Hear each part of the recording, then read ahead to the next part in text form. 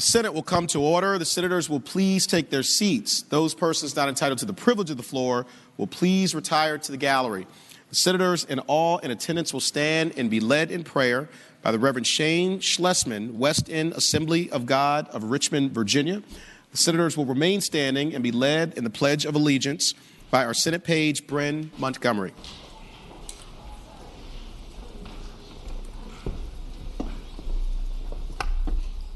Thank you. Let us pray. Almighty God and Creator, we come before you today to praise your name and to ask your blessing on this esteemed assembly. Without your creation, your wisdom, and your loving kindness, we are incapable of accomplishing any good in this desperate world of ours. We ask for you to empower this great body of leaders to champion justice for the oppressed, to administer grace to the fallen, healing to the sick, and restoration to the broken. Lord, I ask that you give all of us as community leaders discernment as we interact with one another and wisdom as we handle problems. I ask you and pray for a spirit of unity and harmony as it relates to policies that help the Commonwealth of Virginia, and respect as it relates to our differences. May the state and the city be a blessing to all. In the name of the Father, the Son, and the Holy Spirit. Amen. Amen.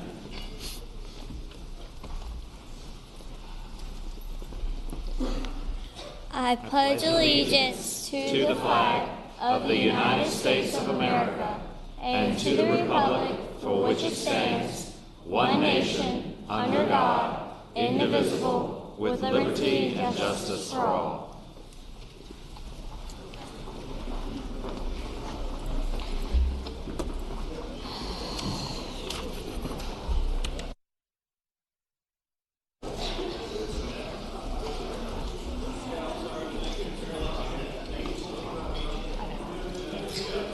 Clerk will call the roll. All those present will record their vote aye.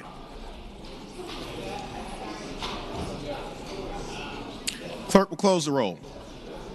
You have a quorum, Mr. President. Senate Journal for Wednesday, January 16, 2019. Thank you, Madam Clerk. Senator from Russell, Senator Chafin, moves that the reading of the journal be waived. All in favor of waiving the reading of the journal will record their vote aye. Those opposed, no. Are the senators ready to vote? Have all the senators voted? Do any senators desire to change their vote? The clerk will close the roll. Ayes 35, noes 4. Ayes 35, noes 4. The reading of the journal is waived. Clerk will report any communication from the House of Delegates. Senator from James City County, Senator Norman. Good afternoon, Mr. President. I hope you're having a peachy day, sir. Same to you. Thank you. I respectfully move that we waive the reading of any communications received from the House of Delegates, sir. Thank the Senator. Question is, shall the reading of the communication be waived? All in favor of waiving the reading of the communication from the House of Delegates will record their vote aye. Those opposed, no. Are the senators ready to vote? Have all the senators voted? Do any senators desire to change their vote? Clerk will close the roll. Ayes 38, noes 2. Ayes 38, noes 2. The reading of the communication is waived. Clerk, report any communication from the governor. We do not have any, sir. Thank you, Madam Clerk. Now comes the time in the morning hour where we recognize our distinguished guests with us here in the Senate gallery. I will give my daily reminder that the way that this proceeds is a senator will stand up and recognize an individual or group. I will then offer the warm welcome of the Senate, and we will wait until the very end and we'll all clap together. I'd like to begin by recognizing the senator from Western Fairfax, Senator Marsden. Thank you, Mr. President. I rise for the purpose of 4 introductions. I thank the Senator. You have the floor. It is my day. Thank you, Mr. President. The first, I would like to introduce a group who have come to visit us today from Fairfax County, the Fairfax County Democratic Committee 50-plus Committee. I don't know why it's made up of a bunch of 39-year-olds, but they're heavily engaged in our community through political activity, and They're led by Terry Matlega, and I would ask that we give them the warm welcome of the Senate. I thank the Senator. We will wait to the end. Thank you all very much. I would ask our friends from FCDC 50 Plus Committee to please rise in the gallery if you are able. Thank you all so much for being here today. It's wonderful to see our great friends from Fairfax County. Thank you for your leadership, your advocacy here in the Commonwealth of Virginia. As a fellow 39-year-old from Fairfax, I join you and really appreciate your being here at the Capitol and all that you do to make this Commonwealth a better place for all of us. So I would ask everyone to please join me in extending the warmest welcome of the Senate to our friends from FCDC 50 Plus.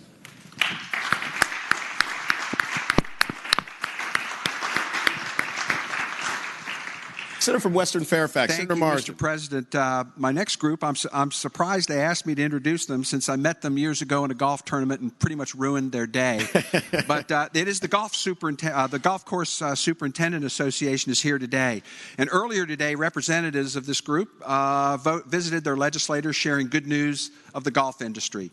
The VGCSA members maintain Virginia's golf courses, a $2.5 billion industry employing 30,000 Virginians. Members are environmental stewards who work with state agencies and who follow best management practices and conserve water. They also monitor water quality, maintain nutrient management plans, and seek to protect pollinators. They're a bunch of great guys, and they're very tolerant of poor golfers, and I'd ask you to give them the warm welcome of the Senate. I thank the Senator. Would our friends from the Virginia Golf Course Superintendent Association please rise in the gallery if you're able? Thank you all so much for joining us here today. We echo the eloquent, generous words of the Senator from Western Fairfax, Senator Marsden, about your work and the importance of it here in the Commonwealth of Virginia. If we mess up a vote today, I hope you'll give us a mulligan. Do it over again. But thank you all for being here. Thanks for what you do to employ 30,000 Virginians and contribute $2.5 billion to our economy. It really is very impactful. And so you're welcome back here anytime. I would ask everyone to please join me in extending the warmest welcome of the Senate to our friends from the Virginia Golf Course Superintendent Association.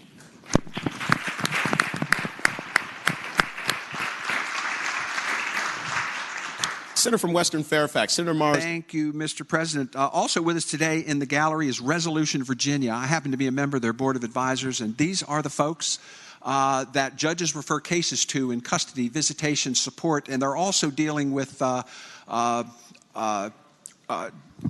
justice issues in our juvenile courts by diverting kids at the police level to keep them away from the juvenile court. And best practice tells us how effective that is. We have some budget amendments this year to expand that program here in the Commonwealth.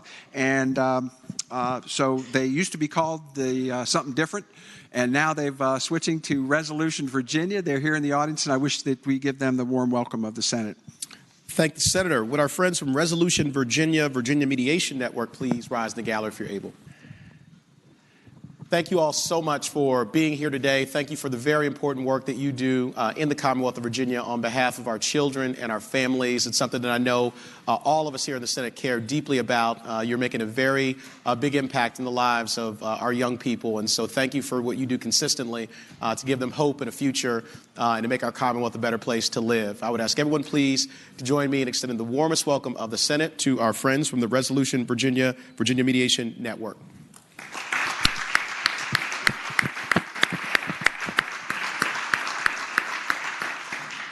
Senator from Western Fairfax, Senator Marsden. Thank you, Mr. Chairman. And finally, we have here today from the Healthy Youth Foundation, of which I am a member of the foundation board.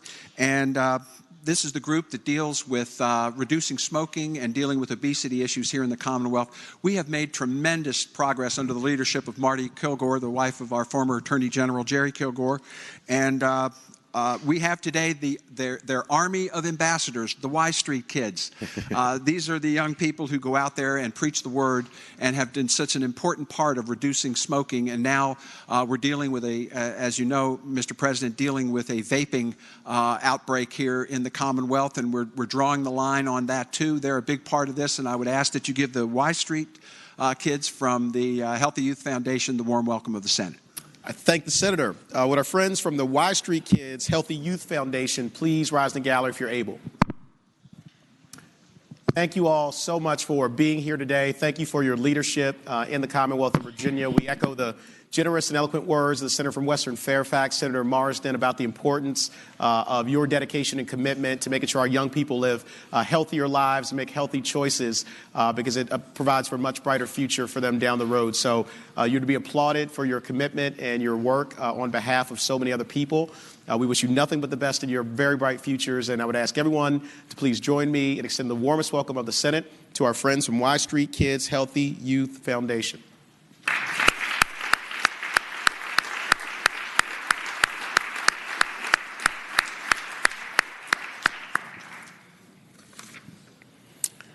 Senator from Henrico, Senator Donovan. Thank you, Mr. President. I rise for the purpose of two introductions. Thank you, Senator. You have the floor. Thank you very much, Mr. President. I'd like to thank first Reverend Shane Schlesman, who gave our invocation this morning. He's from the West End Assembly of God here in Henrico, in my district, obviously, and he has such a vibrant community at his church. There's always somebody going in and out of those doors. I don't think you can ever lock it. His wife is involved and has helped me with K-12 issues. She's an educator. Their son worked on my first campaign. They're wonderful friends and wonderful community servants. With him today is Amy Young and Misty Brown, so I hope you will give them the warm welcome of the Senate. Thank the Senator. Would Reverend Shane Schlesman, Amy Young, and Misty Brown please rise in the gallery if you're able?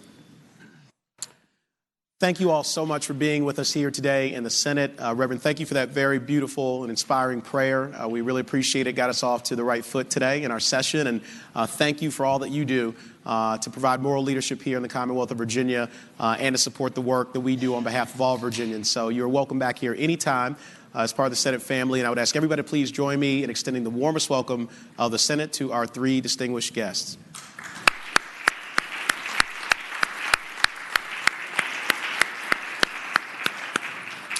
Senator from Henrico, Senator Donovan. Thank you, Mr. President. Also in the gallery with us today are the Nurse Midwives Lobby, because it's their day today, the Nurse Midwives Lobby Day. And I want to tell you, as an OBGYN, I've had the privilege over the last 3 years of working with nurse midwives in my hospital, and they are an absolutely wonderful and beautiful complement to childbirth. They give women a full range of options, and they are just so supportive. They're wonderful collaborators. They're amazing clinicians. They've improved a lot of the outcomes at my hospital and pretty much everywhere they go. So I hope that you will celebrate with me Nurse Midwives Day. Thank the Senator. Would our friends from the Nurse Midwives Lobby Day delegation please rise in the gallery if you are able? Thank you all for being here today, and thank you for the work you do every day on behalf of our families and our children to give them a healthy start in life. And we appreciate and echo the generous and kind words of the Senator from Henrico, Dr. Donovan, about the importance of the work that you do to all of our families. So please accept our greatest appreciation, and you're welcome back here anytime. We hope you have a great day in the Capitol. And I would ask everyone to please join me in extending the warmest welcome of the Senate to our great friends from the Nurse Midwives Lobby Day delegation.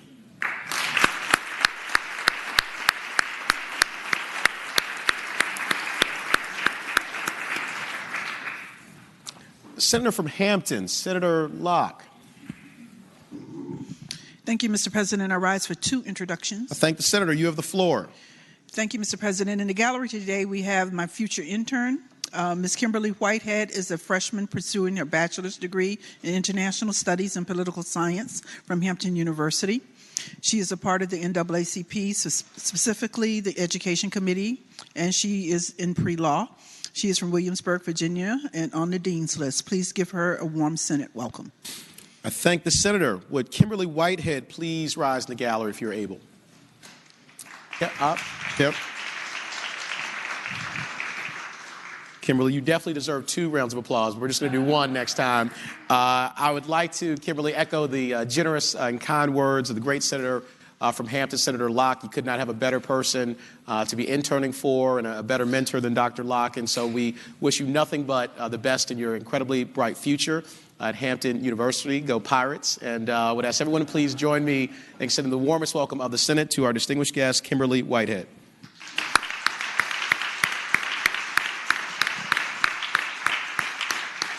Senator from Hampton, Senator Locke. Thank you, Mr. President. I don't know if you received the green sheet on this group yet, but joining us today at the Capitol are the auto and truck dealers from our communities around the Commonwealth that are members of the Virginia Auto Dealers Association, led by the 2019 VADA Chairman Mark Tysinger of Tysinger Motor Company in Hampton, who, in addition to being a third-generation car dealer, is also an attorney and a CPA. These local businesses, many of which have been serving their communities for generations, serve an important role in keeping our constituents traveling safely on Virginia's roads and are engines of our economy.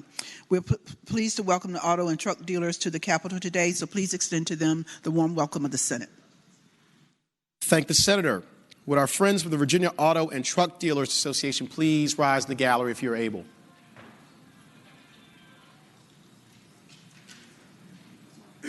I guess they had to truck along, so they're not here in the gallery, but we will still thank you all on television. Thank you, Mark, and the delegation for your leadership. Also to our friend Don Hall, thank the auto dealers for all that you do to improve our economy and to provide opportunity for employment for so many families around the Commonwealth of Virginia. So I would ask everyone to please join me in extending the warmest welcome of the Senate to our friends from the Virginia Auto and Truck Dealers Association.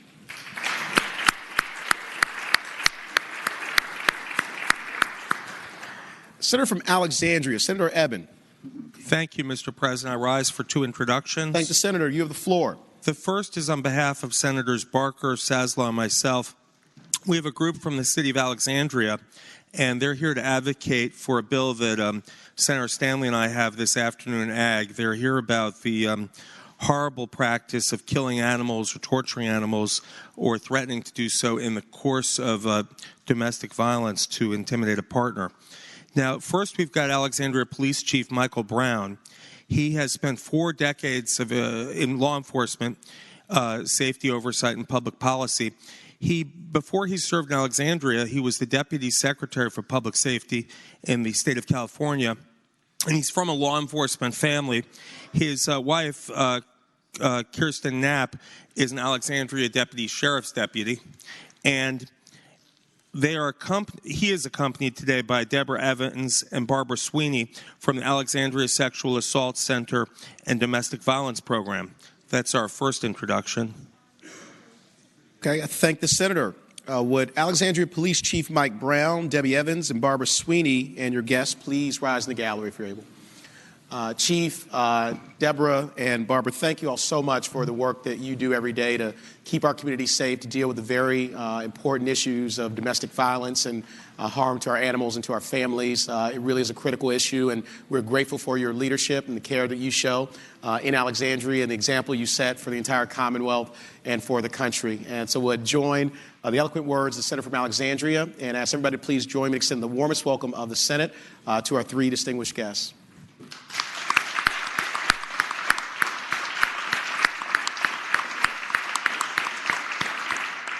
Senator from Alexandria, Senator Eben. Thank you, Mr. President.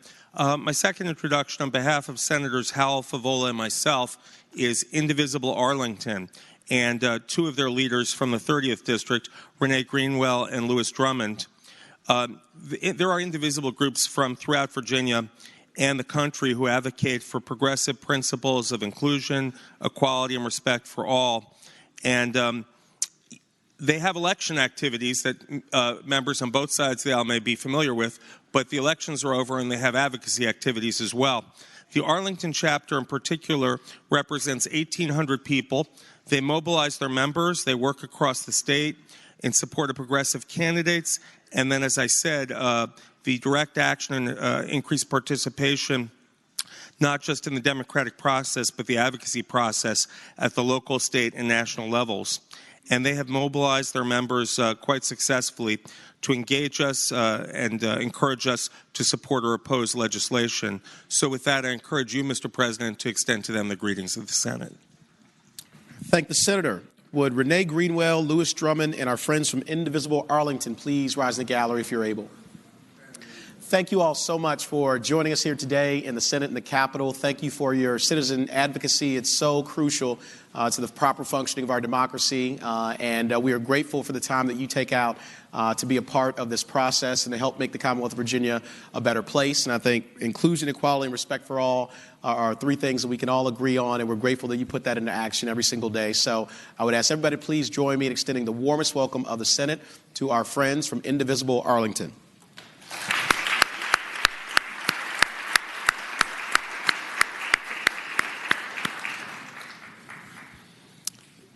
The Senator from Arlington, Senator Favola.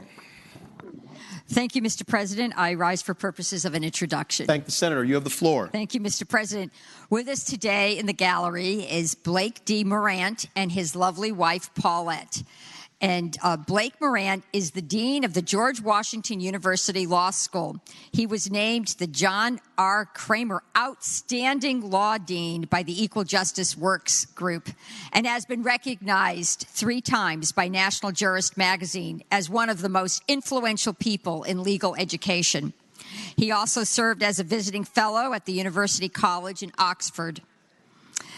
Blake Morant is a stellar and has a varied career, and it's part of that career has included service in the Army Judge Advocate General Corps, private practice, and he's also worked for the Washington Metropolitan Area Transit Authority as the Assistant General Counsel. We are delighted to have you join us today, and I ask you, Mr. President, to further acknowledge Blake and Paulette and to extend the warm welcome of the Senate to our esteemed guests. Thank you. I thank you, Senator. Would our distinguished guests, Blake and Paulette Morant, please rise in the gallery?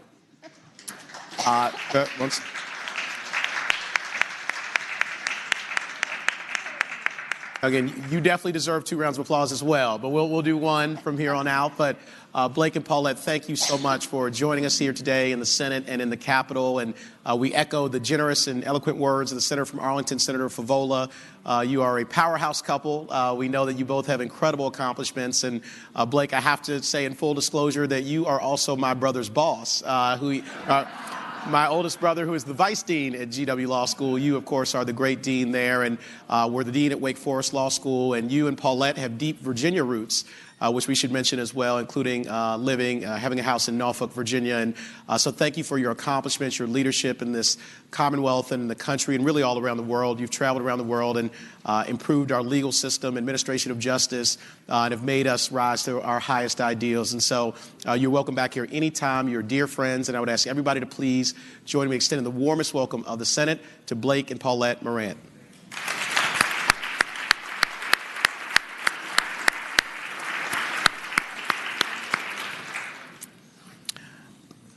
The Senator from Fauquier, Senator Vogel. Thank you, Mr. President. I rise for purposes of an introduction. Thank you, Senator. You have the floor. Mr. President, I would like to direct everyone's attention in the gallery to a number of people who are here visiting the Capitol from around the Commonwealth of Virginia. They are board-certified music therapists, and they are advocating for legislation that would create an opportunity for certification for them. But I will just say, for people who are not familiar with what music therapy can do, I encourage you to do a little research on it. And there's actually a person in my district who suffered a very, very severe head injury. And I think most people weren't convinced, one, that if he ever survived, he would ever function. And it was the story of his relationship and his opportunity to engage in music therapy that changed his life and saved his life. And now it's going to be made into a major motion picture. So I just want to say that the impact is real. And if I didn't appreciate it before, I certainly do now, knowing this one person's story and the story of others. So thank you for allowing me that. But I just wanted to introduce in the gallery Tracy Bodish, Jackie Smith, Stephanie Serb, Reagan Bloom, Becky Watson, Shelby Reynolds, Taylor Farland, and Melissa Owens, and ask that you please extend to them the warm welcome of the Senate. Thank you. Thank you, Senator. Would our friends from the Music Therapy State Licensure Delegation please rise in the gallery if you're able? Thank you all so much for joining us here today. We are grateful for your presence and for your advocacy, and we would certainly join and echo the generous and eloquent words of the Senator from Fauquier about the importance of your work to our families. That's such an inspirational story, and the Senator is very committed to making sure that our families have that kind of resource that can really be life-changing. And so thank you for your commitment to others and helping us become a better Commonwealth as a result. And so I would ask everybody to please join me and extend the warmest welcome of the Senate to our distinguished guests.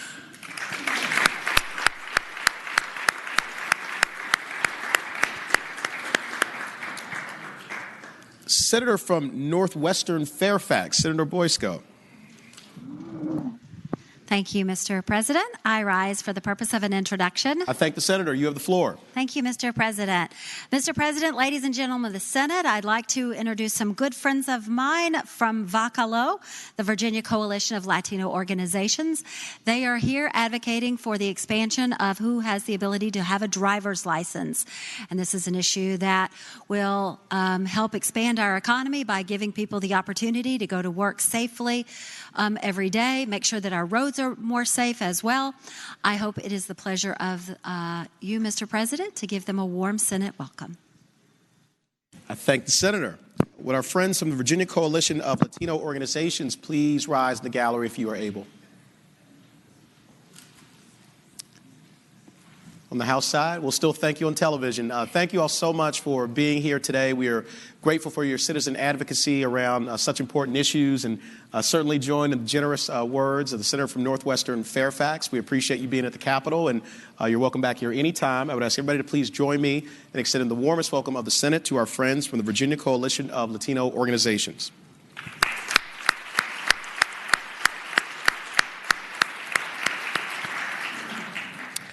Senator from Northern Chesapeake, Senator Spruill. Thank you, Mr. President. Rise for introduction. Thank the Senator. You have the floor. Mr. President, will you please welcome my number 2 son, Mr. President Clayton Spruill, who is from Chesapeake. He is a principal of one of the schools in Chesapeake. He is on the State Board of Conservative and Recreation. He is an Alpha Phi Alpha, Mr. President. He's a diehard Redskin fan, and he is the first vice chair for the Democratic Committee of Chesapeake. Will you please welcome my son, Clayton Spruill? Proud to. Thank you, Senator. Would Clayton Spruill please rise to the gallery if you're able?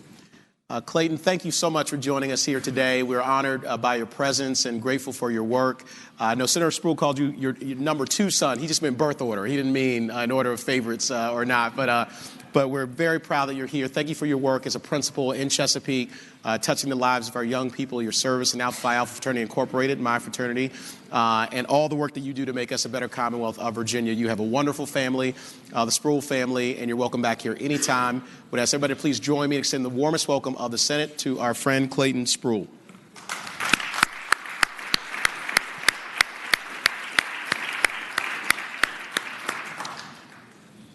The junior senator from Virginia Beach, Senator DeSteph. Mr. President, I rise for the purpose of an introduction. Thank the Senator. You have the floor.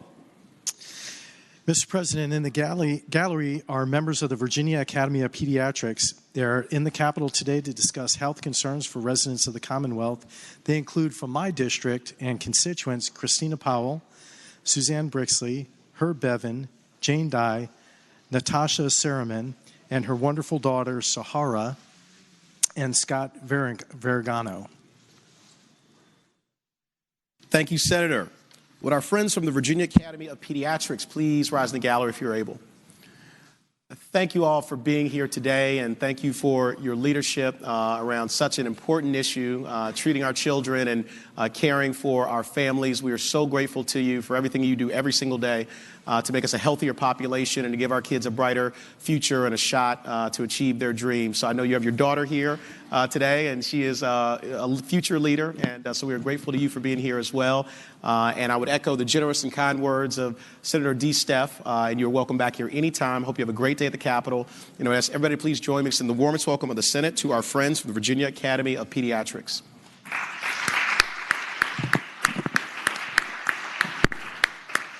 Mr. President, I stay risen for a second introduction. Senator continues to have the floor. So, Mr. President, also in the gallery today are members of the Virginia Distilleries Association at the Capitol today to support bills of interest in continuing the rich history of distilleries in Virginia. They are Andrew Yancey and Josh Canada from the Tarnished Truth Distillery Company of Virginia Beach. And Mr. President, Josh's dad is also a judge, and I believe was a member of the House or the Senate previously. So with that, Mr. President, I hope we give these gentlemen a warm welcome of the Senate. I thank the Senator. Would our friends from the Virginia Distilleries Association in the gallery please rise if you're able? Thank you all so much for joining us here today. Thank you for your leadership in a critical industry here in the Commonwealth of Virginia with a very rich history. We join the eloquent words of Senator D. Steph and are very appreciative of what you're doing to advocate for such an important industry. And if you have any samples, feel free to pass those out later today. But we are grateful. You're welcome back here anytime. And Josh, your dad, please give him our best and thank him for his service to the Commonwealth of Virginia. I would ask everyone to please join me in extending the warmest welcome of the Senate to our friends from the Virginia Distilleries Association.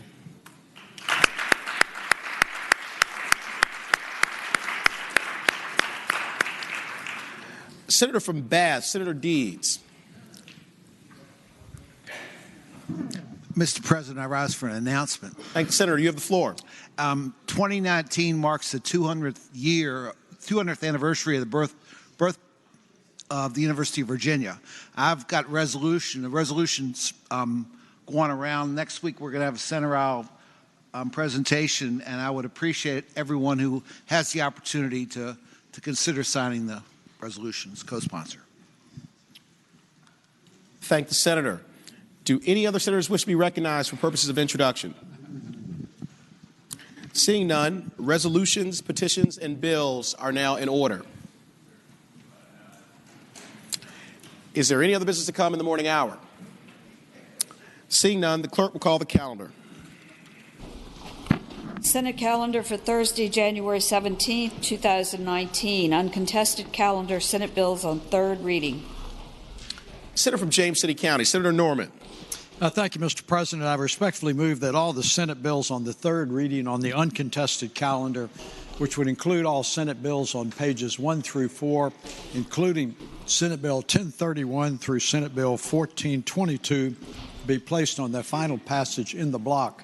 Any senator who desires to remove a bill from the block, please do so after the clerk has read the number of that bill. I thank the Senator. The question is, shall the Senate bills on the uncontested calendar, third reading, pages 1 through 4, Senate Bill 1031 through Senate Bill 1422, be placed upon their final passage in the block, with the understanding that any senator desiring a bill be removed from the block will do so after the clerk has read the number of the bill. All in favor of the motion will say aye. Those opposed, no. The ayes have it. The motion is agreed to. The bills are before us in the block. The clerk will read the number of the bills. Senate Bill 1031, Senate Bill 1047, Senate Bill 1108, Senate Bill 1121, Senate Bill 1166, Senate Bill 1379, Senate Bill 1383, Senate Bill 1421, Senate Bill 1422. The question is, shall the bills in the block pass? All in favor of the passage of the bills will record their vote aye. Those opposed, no. Are the senators ready to vote? Have all the senators voted? Do any senators desire to change their vote? Clerk will close the roll. Ayes 40, noes 0. Ayes 40, noes 0. The bills in the block pass. Regular calendar, Senate bills on third reading. Senate Bill 208, a bill relating to impact fees for residential development. Senator from King George, Senator Stewart. Good morning, Mr. President. Good morning, Senator. Mr. President, I would move that Senate Bill 208 be recommitted to the Committee on Local Government. Question is, shall Senate Bill 208 be recommitted to the Committee on Local Government? All in favor of the motion will say aye. Aye. Those opposed, no. The ayes have it. The bill is recommitted to the Committee on Local Government. Senate Bill 944, a bill relating to cash proffers impact fees. Senator from King George, Senator Stewart. Thank you, Mr. President. And again, I would ask that Senate Bill 944 be recommitted to the Committee on Local Government. Thank the senator. Question is, shall Senate Bill 944 be recommitted to the Committee on Local Government? All in favor of the motion will say aye. Those opposed, no. The ayes have it. Senate Bill 944 is recommitted to the Committee on Local Government. Senate Bill 1137, a bill relating to death penalty, severe mental illness. Senator from Arlington, Senator Favola. Thank you, Mr. President. I move that the bill pass, and speaking to the motion. Senator has the floor. Thank you, Mr. President. What this bill does is it says that an individual with a severe mental illness at the time of the offense, and we identify what severe mental illness is, shall not be eligible for the death penalty.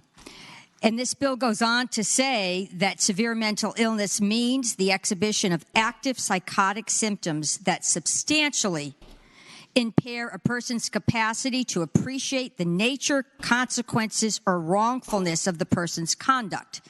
And there's additional language that further amplifies the definition.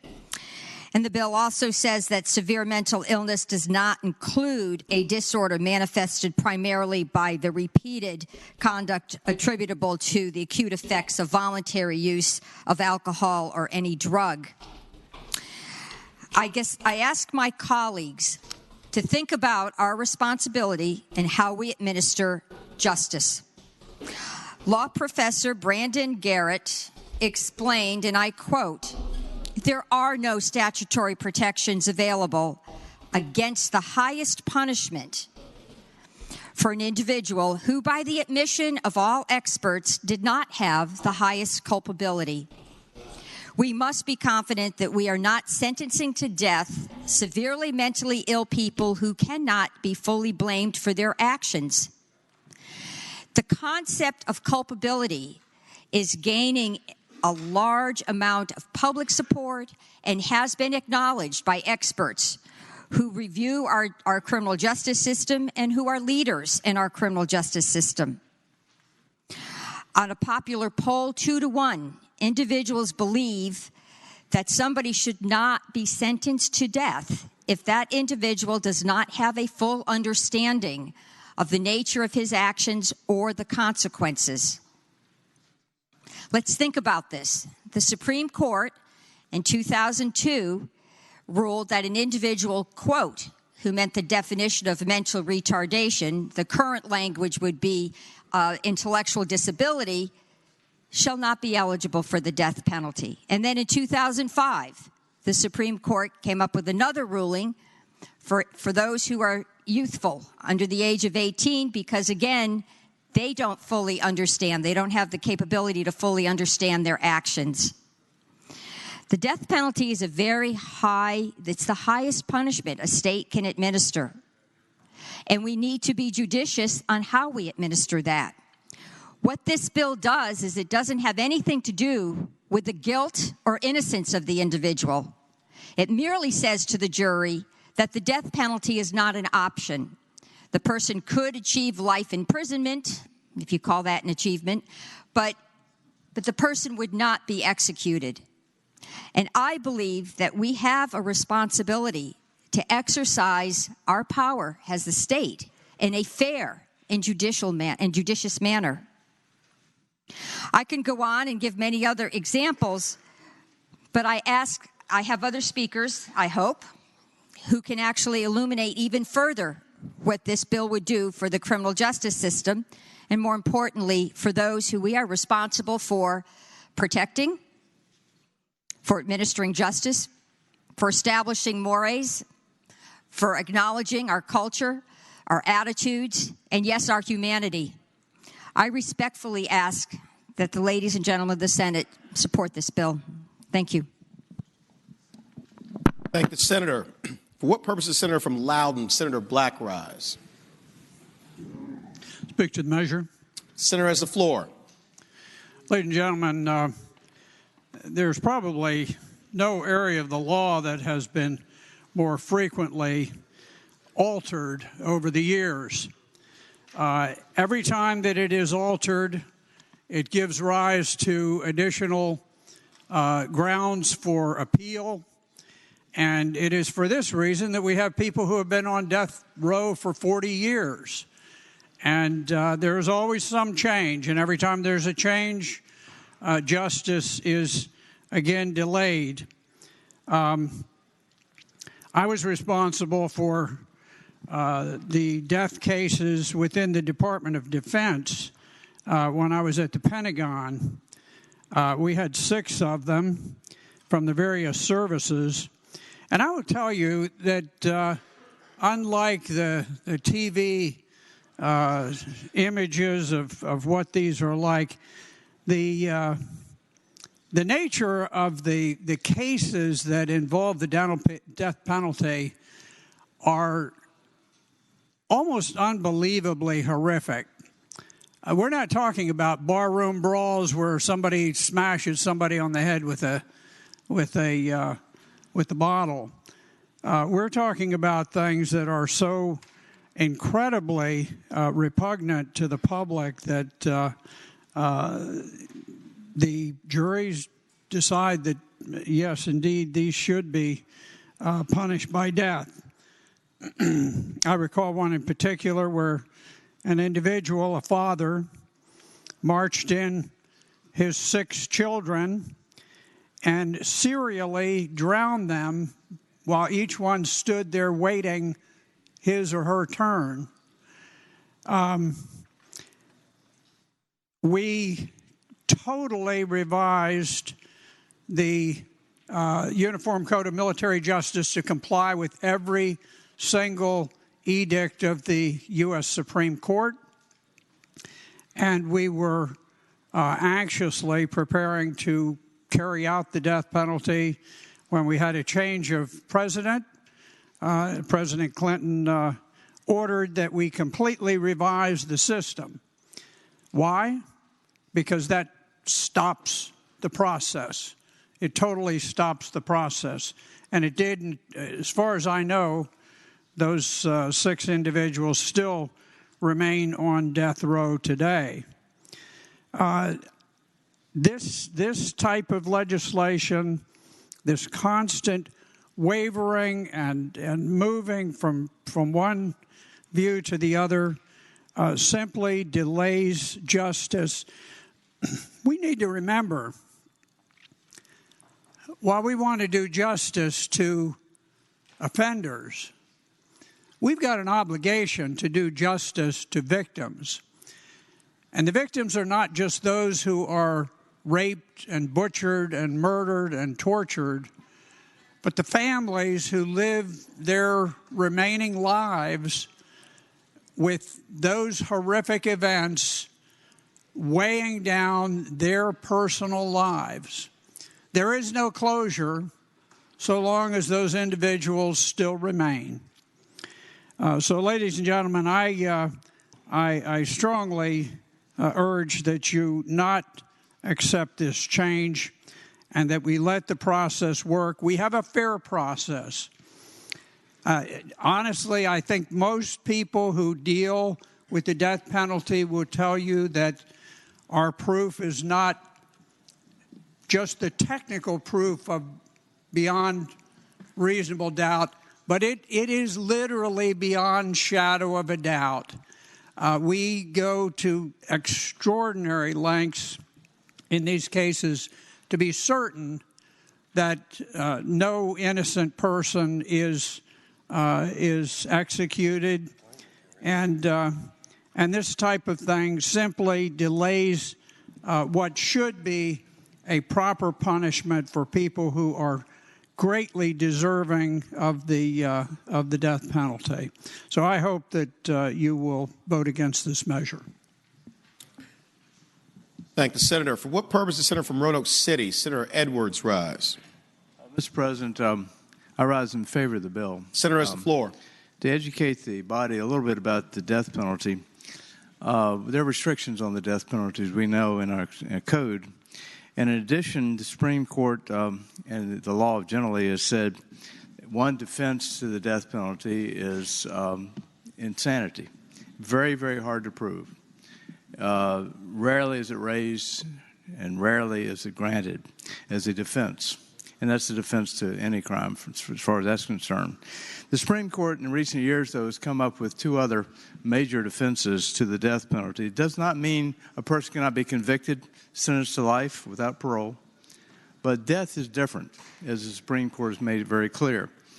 And one case came out of Virginia, the Atkins case, where the Supreme Court said if a person, the defendant, is proven to be intellectually disabled or used to be called mentally retarded, you cannot put a person to death. They can get life, they can get other forms of punishment, but not the death penalty under the theory if a person has the mentality of an 8-year-old, they shouldn't be put to death. If somebody's mentally retarded, would have, analogy would be, they may have the intellectual capacity of someone that's a child, and therefore we shouldn't put them to death.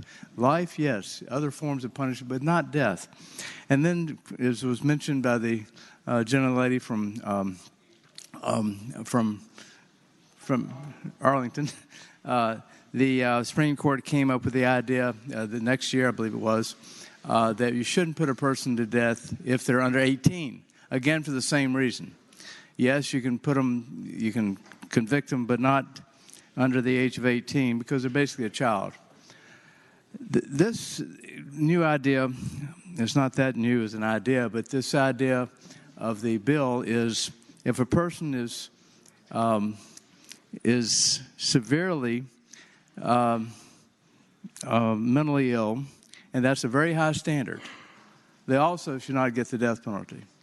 Yes, punish them, but not the death penalty because they're operating under a severe disability, which is severe mental illness. We know more and more about mental illness and how it affects so many people in so many ways. It's got to be proven severe. This is a very high standard. That's all this bill does. Yes, you can convict them, life or other forms of punishment, but not the death penalty. As we rise as our society in terms of understanding that mental illness, as we become more humane in our society, this is a bill whose time has come. And I urge the body to vote for this very good bill. Thank you, Mr. President. I thank the senator. For what purpose is the senator from Western Fairfax? Senator Marsden rise.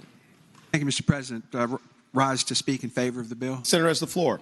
Thank you, Mr. President. Almost 50 years ago, I started out my professional life as a probation officer, shared office space actually with our current Chief Justice of the Supreme Court, Don Lemons.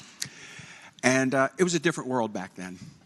Practice of juvenile justice was a different thing. We were all in the lesson teaching business. Kids were there, here's the rules, you violate the rules, this is what happens to you. You wouldn't recognize this profession today in terms of what we know about human behavior, what we know about mental illness, what we know about alcohol and drugs. We're in the problem-solving business now. When I look back before the years I was in, started out as a probation officer, and you cycle back another 50 years, the practice of criminal justice was very, very different. The things we thought, the things that we believed in. We had people believing that the bumps on your head dictated your behavior. Imagine what it's going to be years from now. We are an evolutionary species. This criminal justice is an iterative process. We learn as we go. We're learning more about mental illness every day to prevent it, to diagnose it, to treat it. And, Mr. President, it is time we stopped and recognized our fallibilities as human beings in making this most drastic of decisions. We are just incapable of doing this. The bias that could be in the system from one location to another, from one part of the country to another. It's time we stop, take stock of where we are, have hope in the future that we'll solve these problems and be able to prevent the need to execute people. But the time has come to stop, move forward, and make sure that we don't take this ultimate decision and make the finality that it is to people, because too many people have found later on to be innocent. Thank you, Mr. President. Thank the senator. For what purpose is the senator from Rockingham? Senator Obenshain rise. Mr. President, I rise to speak in opposition to the bill. Senator has the floor. Mr. President, I listened to the discussion, and if I didn't know any better, I would think that we were empowering juries to execute people who were severely mentally ill who did not understand the nature and consequences of their actions. And that's not at all the law in Virginia. It is not at all the system under which we operate. Right now, juries hear the evidence of substantial of mental illness. And if someone can present evidence to a jury that convinces the jury that they did not exhibit behavior that rises to the level that justifies the ultimate sanction of capital punishment, a jury is entitled to make its determination that this person does not meet the criteria set forth in the instructions, the law of Virginia, the law of the United States, and that jury will not impose capital punishment. Now, what this bill does is it creates another avenue for well-educated, well-equipped defense lawyers to paper a file and make arguments to take these questions away from a jury. And if you look at the language of this bill, it talks about substantially interfering with the capacity of a person to appreciate the nature or wrongful conduct that they've engaged in.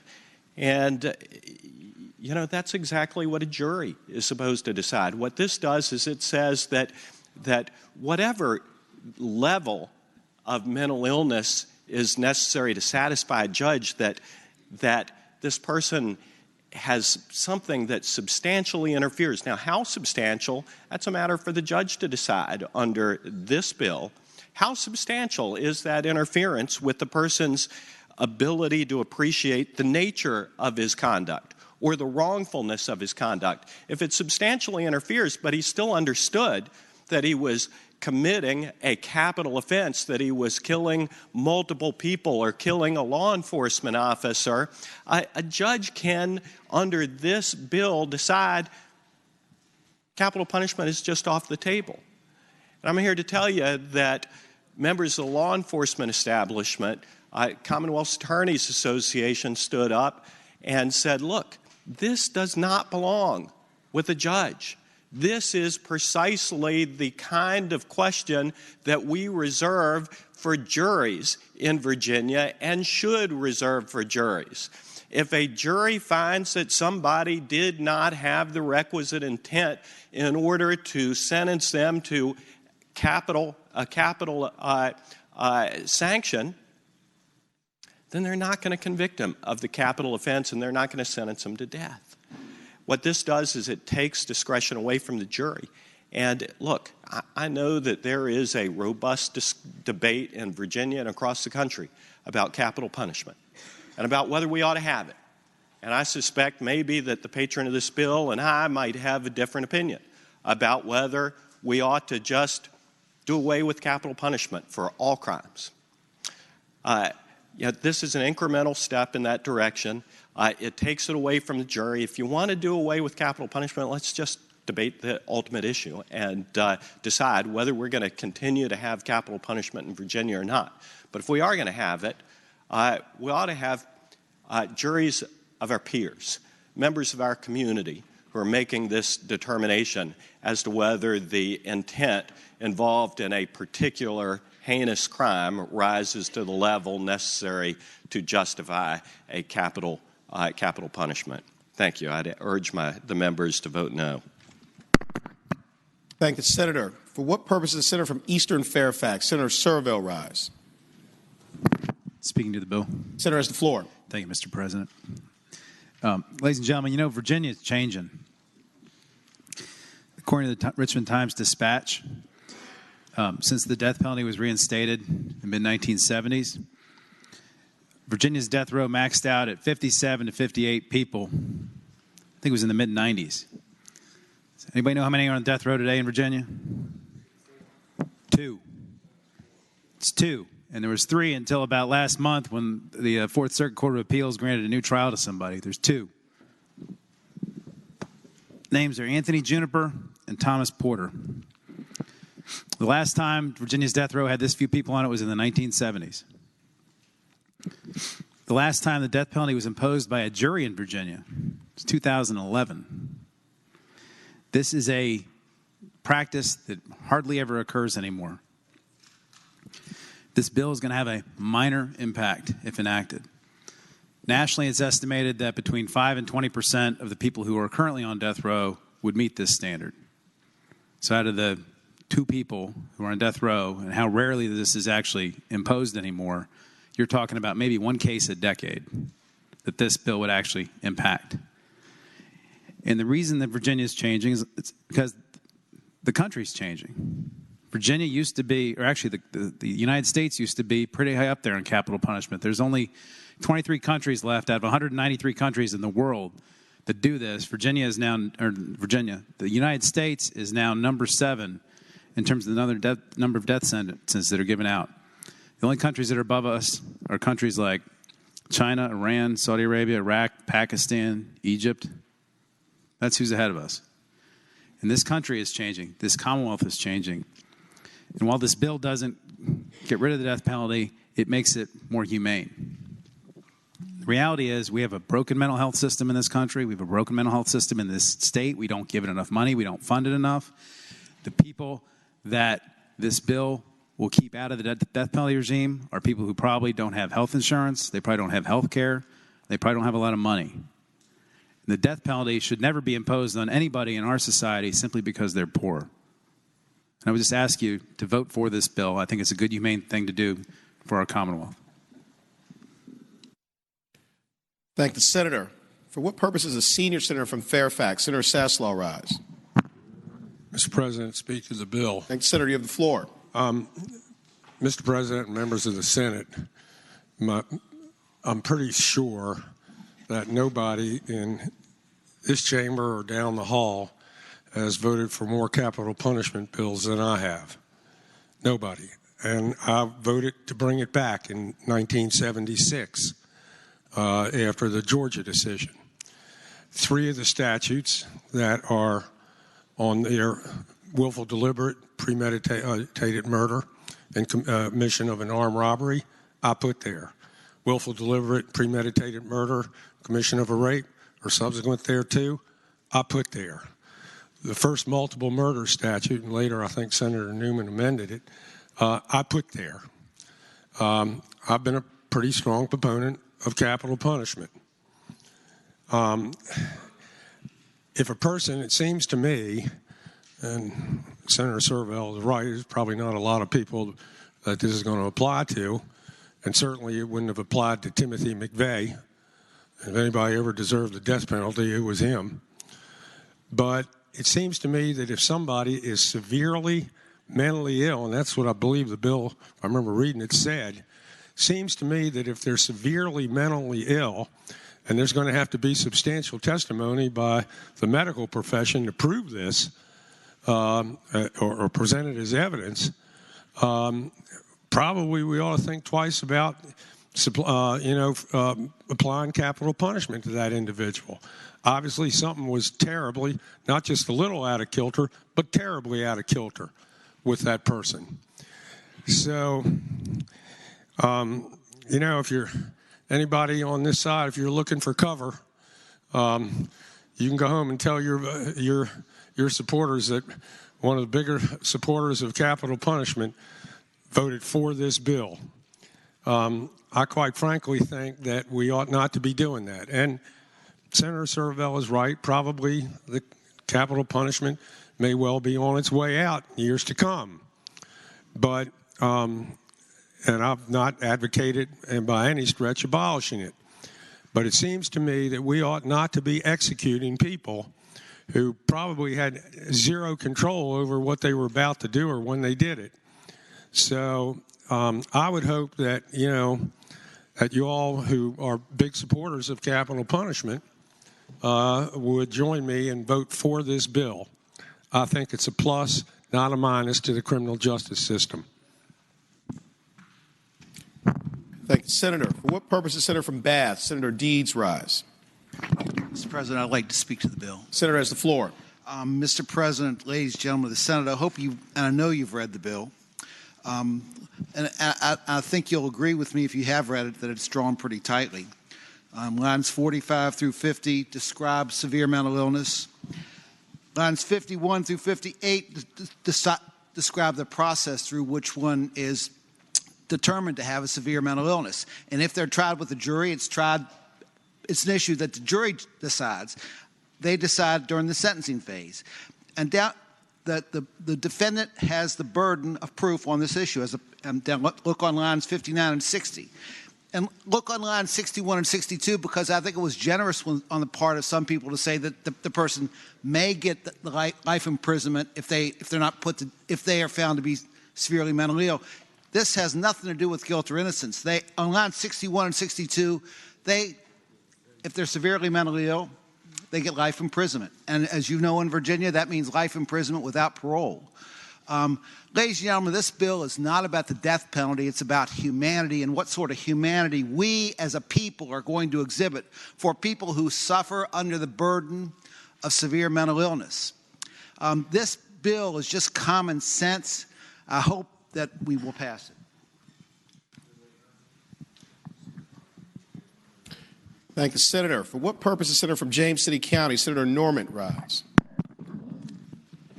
Mr. President, it's with some reluctance that I rise to speak against the bill. Senator has the floor. Mr. President, I would say that the senator from Rockingham stated fairly articulately really what this is actually about.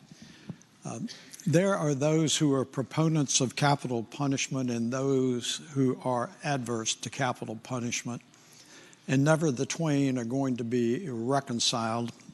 What this is that it is another incremental erosion of the capital punishment process. And I would say that will continue to be a vigorous debate. It has taken place many years on this floor. It's taken place many years in the Crime Commission, where a number of years ago a study was done about the administering of capital punishment in Virginia. I happen to know a little bit about this area of the law, and I don't say this with being a braggart at all. When I came into the Senate of Virginia, I had tried more capital murder cases than anybody in the Commonwealth of Virginia. And I have been through that excruciating process. The only thing more excruciating than being a prosecutor or a defense attorney is if you are sitting on that jury.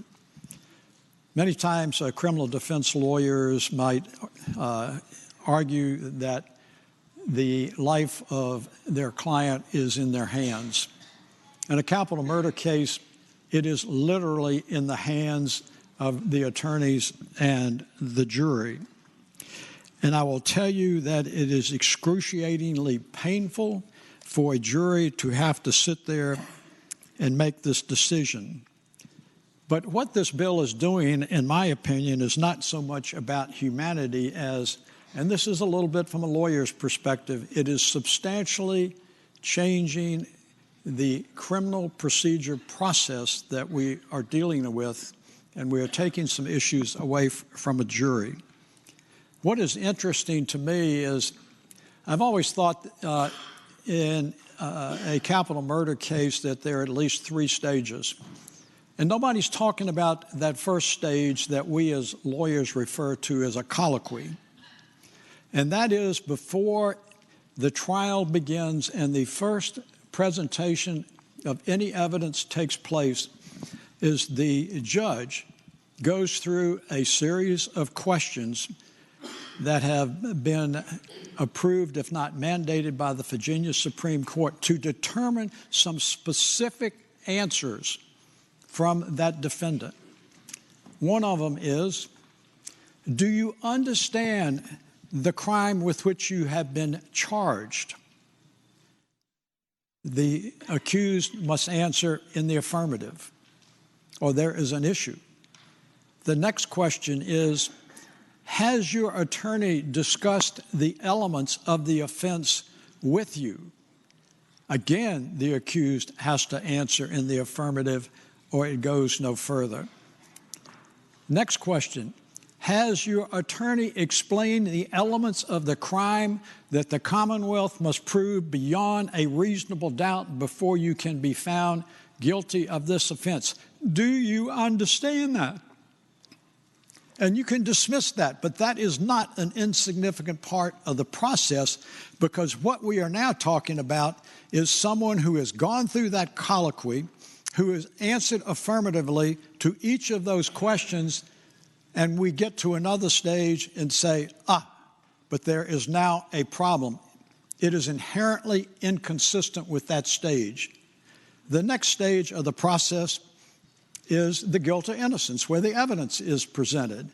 And of course, like any criminal trial in the Commonwealth of Virginia and under common law, two things you got to prove.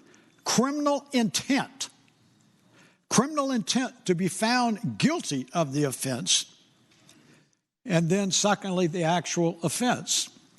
If, in fact, the jury comes back and finds the individual has been proven guilty beyond a reasonable doubt, because they understood the colloquy, which the judges approved, they understood that they have been found guilty beyond a reasonable doubt, and that mens rea or criminal intent has been proven, and that the actual offense took place, then we get to a third stage. And for those of you who don't practice criminal law, I would say, Mr. President, it is a separate and distinctive phase of the proceedings, and that's why we refer to these cases as being a bifurcated trial, and that is the sentencing stage.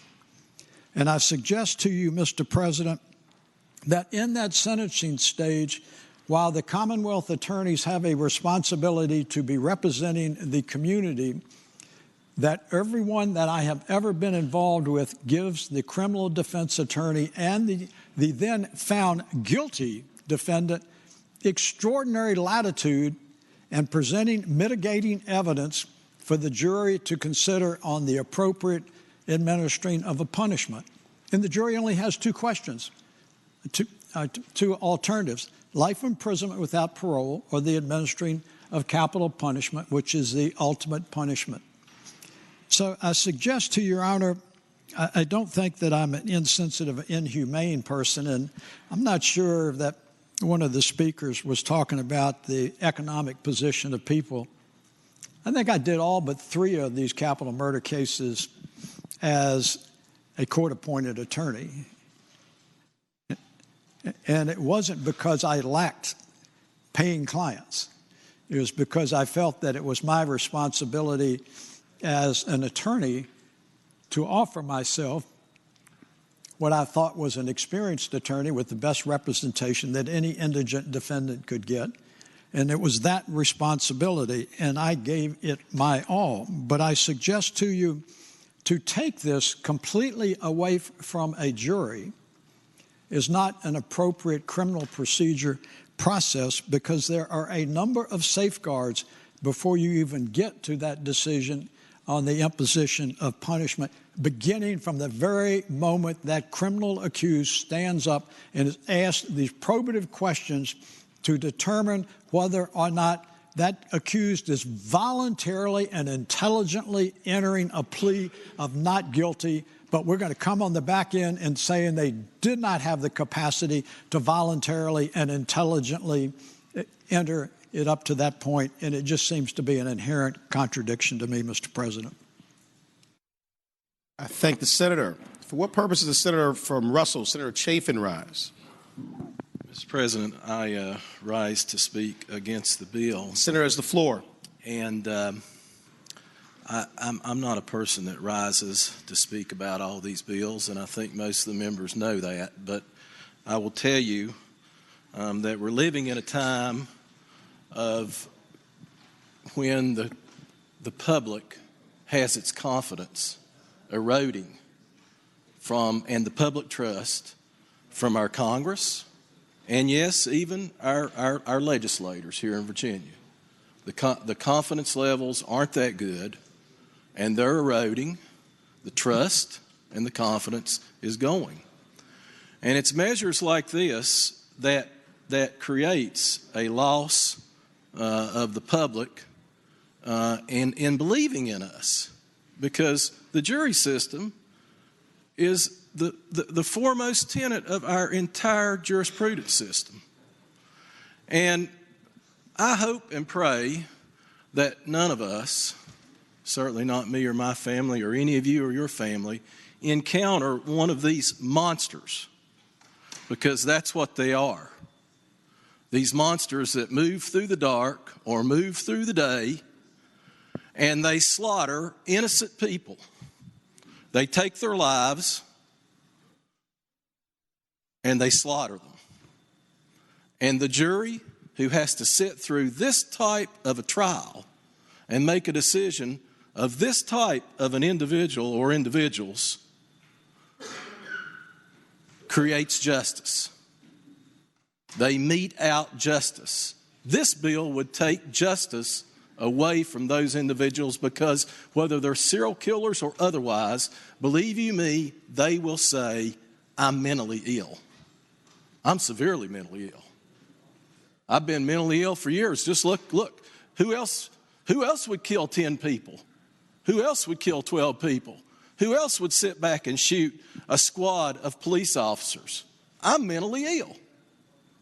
So that's what this bill does. This bill begins a sure and quick erosion of our jury system and begins a sure and quick erosion of meting out justice to those who deserve it the most, who absolutely demand justice. These monsters demand that we give them justice. Make no mistake about it. That's what this bill does. So, taking an issue like this away from a jury is surely denying justice. And Mr. President, I hope that when this debate is concluded, I hope that this chamber will return to a level of sanity that will not allow this type measure to pass.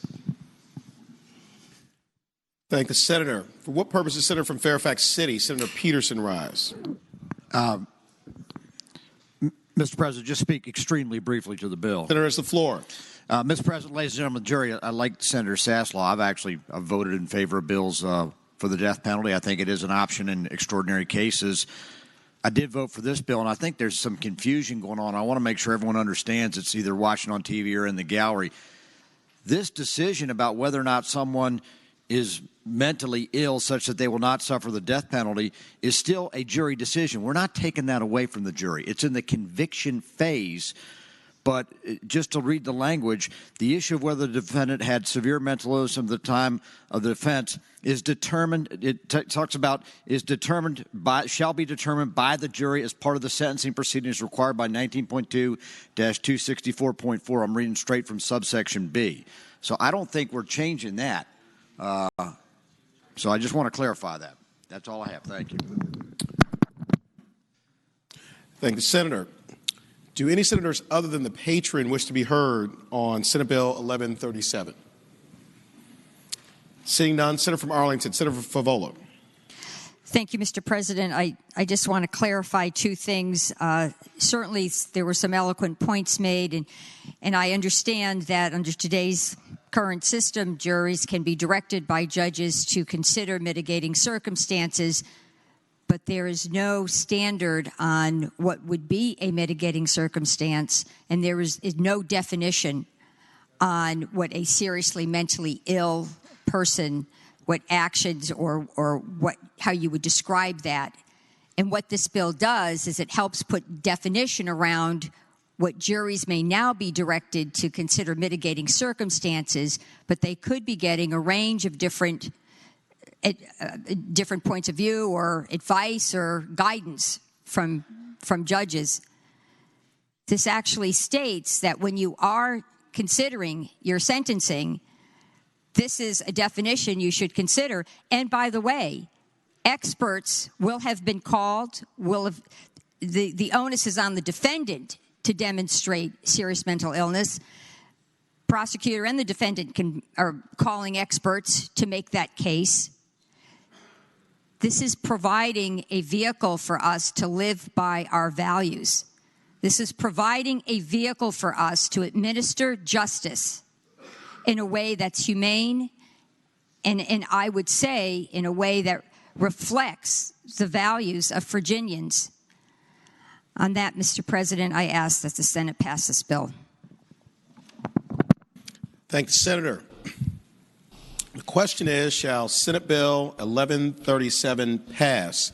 All in favor of the motion will record their vote aye. Those opposed, no. Are the senators ready to vote? Have all the senators voted? Do any senators desire to change their vote? Clerk will close the roll. Ayes 23, noes 17. Ayes 23, noes 17. Senate Bill 1137 passes. Senate Bill 1150, a bill relating to issuance of warrants for law enforcement officers by a magistrate. Junior Senator from Virginia Beach, Senator D. Steph. Mr. President, I move the passage of this bill. Speaking to that. Senator has the floor. So, Mr. President, what this bill does is it expands a little bit and states that no magistrate may issue an arrest warrant for a misdemeanor offense where the accused is a law enforcement officer and the alleged offense arises from the performance of his public duties upon the basis of a complaint by a person other than a law enforcement officer, an animal control officer, without the prior authorization of the attorney for the Commonwealth or by a law enforcement agency having jurisdiction over the alleged offense. And then it further goes on to say that if a conflict of interest arises, then an attorney for the Commonwealth appointed for, pursuant to 192155 may authorize the issuance of the arrest warrant. And Mr. President, if I can, I'm going to walk through a quick scenario that has happened in multiple locations around the Commonwealth. An officer initiates a traffic stop. The car fleeting strikes several motor vehicles. The suspect fled on foot with an officer in foot pursuit. The officer catches up to the suspect. They fall to the ground. A struggle ensues. The suspect resists the orders, doesn't comply with the officer, and further becomes assaultive to the officer, punching or elbowing the officer in the head. The officer punches the suspect to effect the arrest. A closed fist punch to the head, which is determined against a lot of departmental policies because it is considered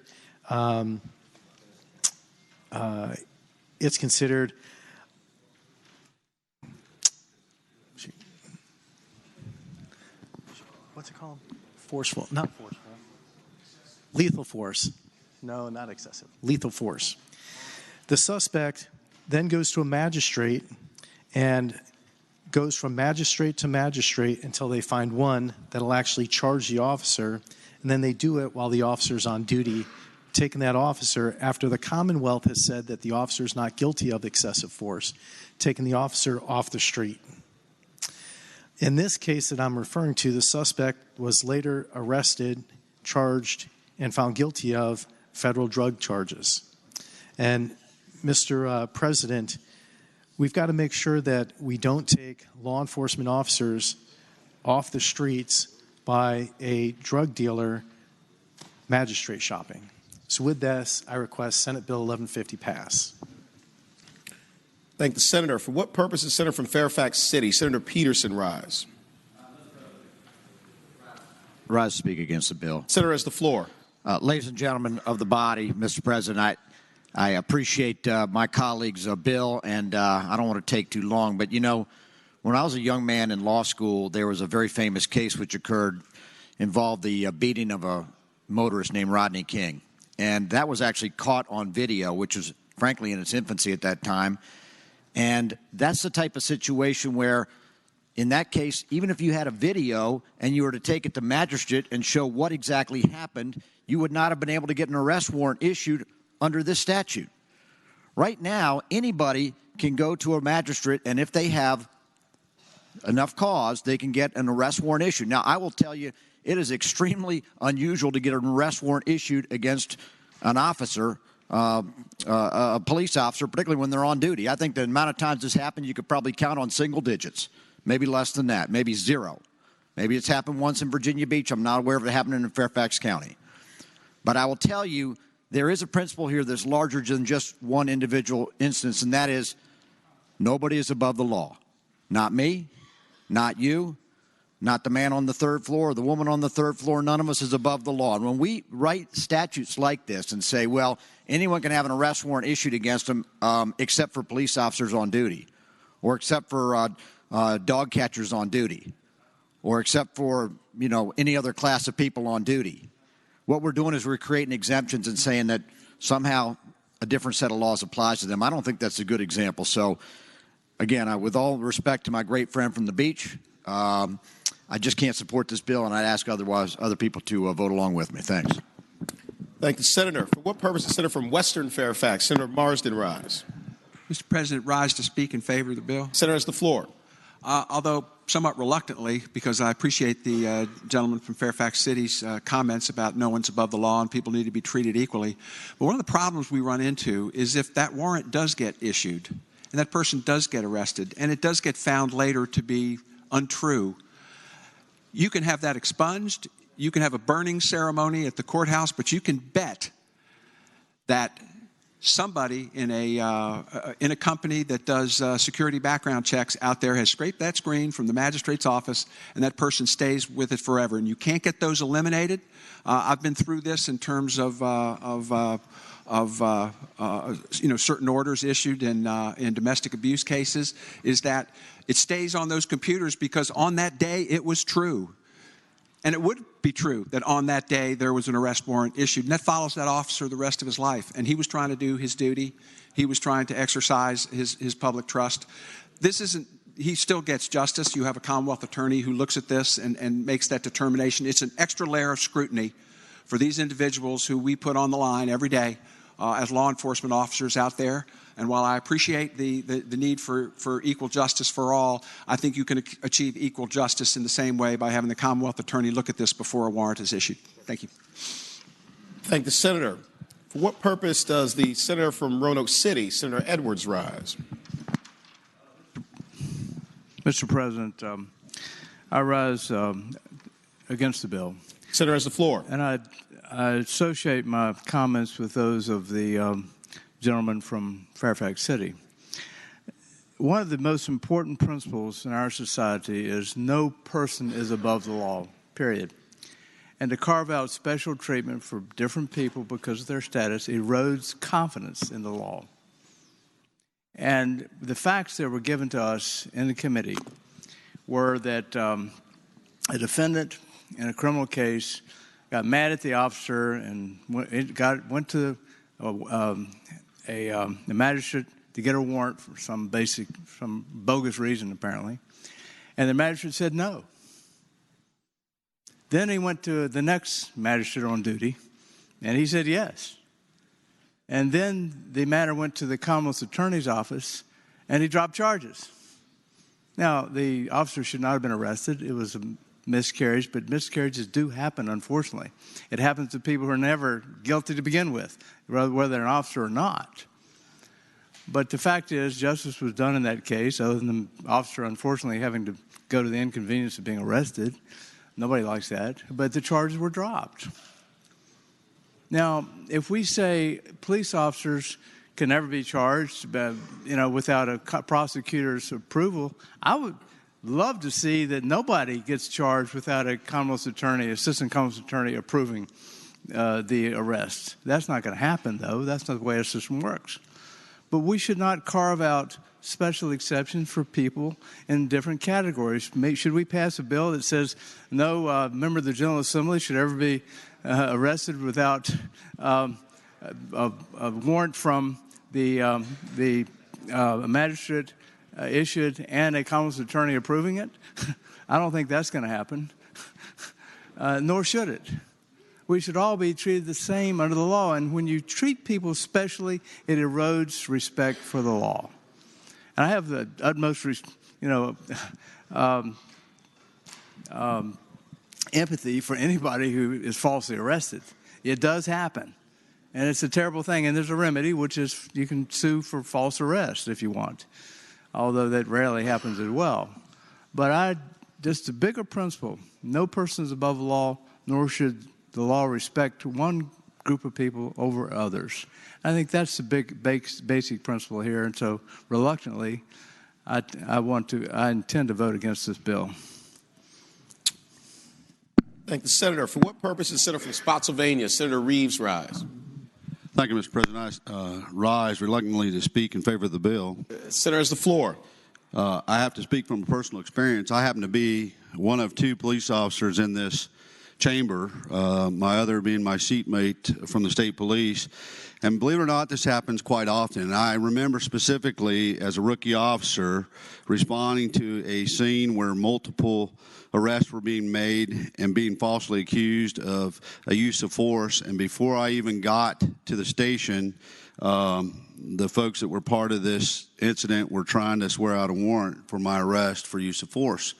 So I can tell you it happens all the time. The relationships that police officers have with their local magistrates goes a long way, but there is a process, and there's an internal process within most police departments to investigate use of force, to the Internal Affairs Bureau to validate these things. I think this is some much needed protection.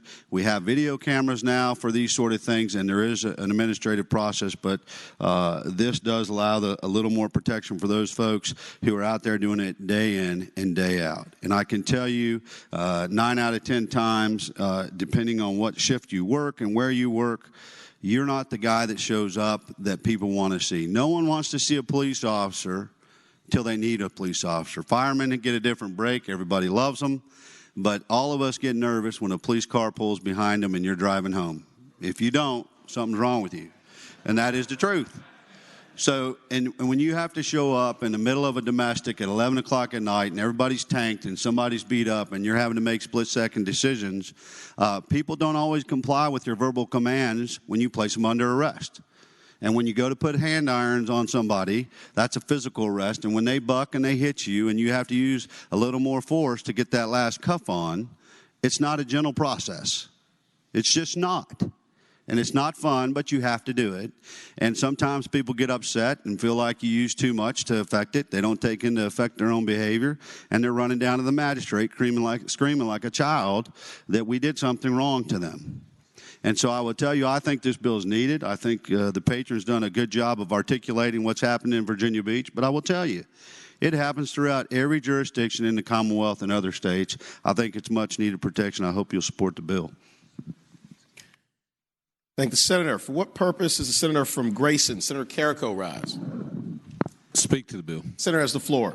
I listened with interest with the gentleman from Roanoke as he spoke about his opposition to the bill, and I know at some point in time he was a federal prosecutor, and I do believe under the way the federal government operates with magistrates, this is the process that they use. They require an investigation by either the prosecutor or the law enforcement before those warrants are issued. So we're not setting ground-shaking new roads to travel here. This is done on a federal level for federal law enforcement and others. They actually have to have it investigated prior to the warrant being issued.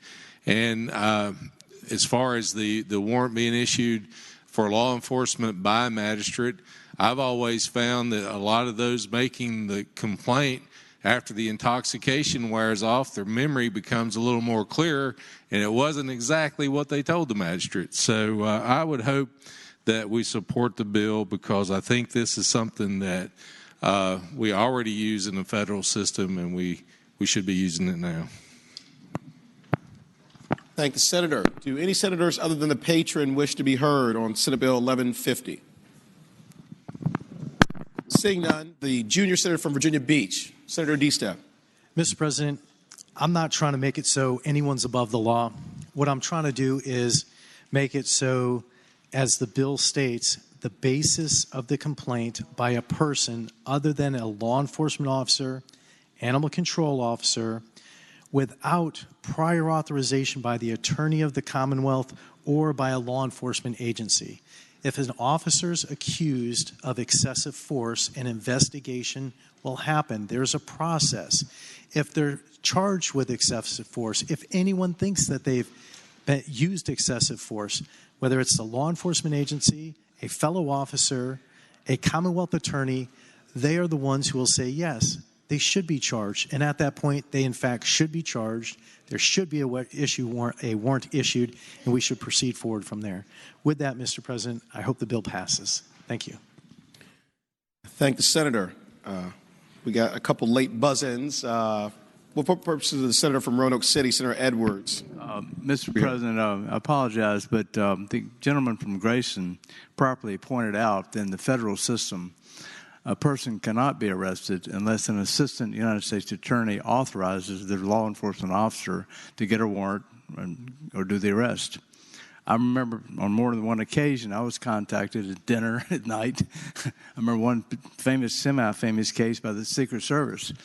A guy had made a threat against President Reagan.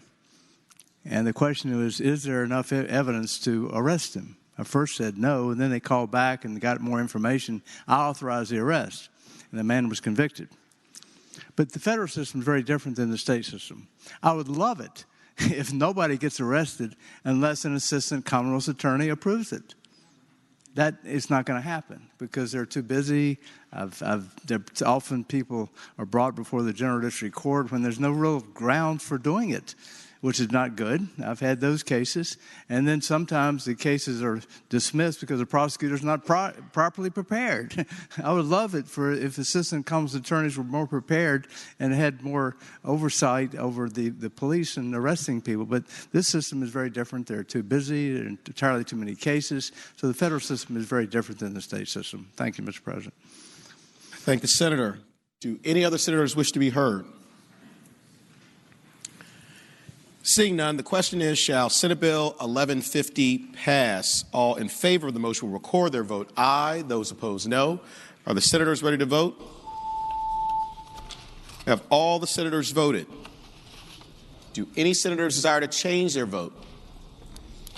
Clerk will close the roll. Ayes 23, noes 17. Ayes 23, noes 17. Senate Bill 1150 passes. Senate Bill 1156, a bill relating to sanctuary policies. Senator from Loudoun, Senator Black. Thank you, Mr. President. Ladies and gentlemen, Senate Bill 1156 is a fairly basic bill. It is not as extensive as some have been in the past. 1156 does not obligate localities to take any affirmative actions to assist federal immigration authorities. However, what it does do is it prohibits them from affirmatively acting to impede law enforcement from cooperating with federal immigration agents. That is essentially the gist of it. I will tell you that throughout law enforcement, both in this case and even when we function overseas, there are customary interactions and relations between police authorities at different levels, cooperative things that take place. Many of them don't have any statutory basis at all. They're just sort of customary courtesies extended by one agency toward the other. And all that this simply says is that localities will not do anything that inhibit the local law enforcement from cooperating with federal immigration authorities. Thank you very much, and I hope that you will pass the bill. Thank the Senator. Do any other senators wish to be heard on Senate Bill 1156? For what purpose is Senator from Arlington? Senator Favola rise. Mr. President, I just rise to speak in opposition to the bill. Senator has the floor. Thank you, Mr. President. Again, local governments can't pass laws that would conflict with federal laws now. I mean, that's just based on our system of federalism and in our Constitution. So I'm not sure why this bill was even introduced, other than perhaps it's a messaging bill. And in my view, I think it sends a very hurtful message to the very diverse residents we have in our Commonwealth. Local governments are the level of government where the policing takes place, where our neighborhoods are made safe. Local government is where the rubber hits the road in terms of keeping our communities safe. And I believe that we should leave to local governments the opportunity to implement whatever practices or procedures they feel they need to implement to keep crime down and to keep residents safe. And I know many local governments have gone out of their way to develop trusting relationships with the various immigrant groups that live within their communities. And to pass a bill that is not needed, that sends a very damaging message, and I would say a message that could make all of us less safe, really is irresponsible. So on that grounds, Mr. President, I ask that we defeat the bill. Thank the senator. Do any other senators wish to be heard on Senate Bill 1156? Seeing none, the question is, shall Senate Bill 1156 pass? All in favor of the motion will record their vote aye. Those opposed, no. Are the senators ready to vote? Have all the senators voted? Do any senators desire to change their vote? The clerk will close the roll. Ayes 21, noes 19. Ayes 21, noes 19. Senate Bill 1156 passes. Senate Bill 1186, a bill relating to payment or delivery of small asset by affidavit, check, draft, or other negotiable instruments, financial institution. Senator from Russell, Senator Chafin. Thank you, Mr. President. I was expecting a long break back there with the last bill. Sorry about that. Here I am to talk about a banking bill. So, Mr. President, I move that my bill do pass, and speaking to the bill. The senator has the floor. So, a long time ago, it used to be that small estates were just as cumbersome almost to administer as large estates. So a few short sessions ago, we passed a law out of this body that made it possible for an individual who was administering an estate to do and have a written affidavit if the estate was $50,000 or less, and it allowed that individual then to take that affidavit to a financial institution, and the financial institution could rely on that affidavit and could issue notes or issue drafts or whatever that was sought. And there was an exemption of liability that the statute allowed for the financial institution who relied upon that affidavit. This bill simply makes it clear that that exemption of liability is related to and only equivalent to the same amount as that transaction. So it just makes it very clear, and I hope it would be the pleasure of the body that the bill pass. Thank the senator. Do any other senators wish to be heard on Senate Bill 1186? Seeing none, the question is, shall Senate Bill 1186 pass? All in favor of the motion will record their vote aye. Those opposed, no. Are the senators ready to vote? Have all the senators voted? Do any senators desire to change their vote? Clerk, close the roll. Ayes 40, noes 0. Ayes 40, noes 0. Senate Bill 1186 passes. Senate Bill 1251, a bill relating to manufacture and distribution of switchblade knives. Senator from Spotsylvania, Senator Reeves. Thank you, Mr. President. Rise to speak to the bill. Thank you, Senator. You have the floor. Ladies and gentlemen, last year we heard a bill that I put forward about switchblades, knives, that talked about, and we got it out of here, was vetoed by the governor, about individuals owning switchblade knives, or as the industry just calls them, automatic knives. And quite frankly, with regard to that type of knife, it died out in early on, a long time ago, when West Side Story first started out. The industry has changed. Technology has changed a lot for our first responders. This has nothing to do with personal individual ownership of a switchblade knife, but this does have to do with jobs in the manufacturing of those items. What this bill would do nothing more than allow those folks who manufacture that switchblade knife in the Commonwealth, not sell it in the Commonwealth, but manufacture it. There's two companies in Virginia located in the Senator from Grayson's district. One of them is Blue Ridge Knives, and they're the largest distributor in the world there in Marion, Virginia, and then Blade Headquarters is also there. What I will tell you is we are losing jobs and tax revenues because we can't manufacture the switchblade knives or automatic knives in the Commonwealth.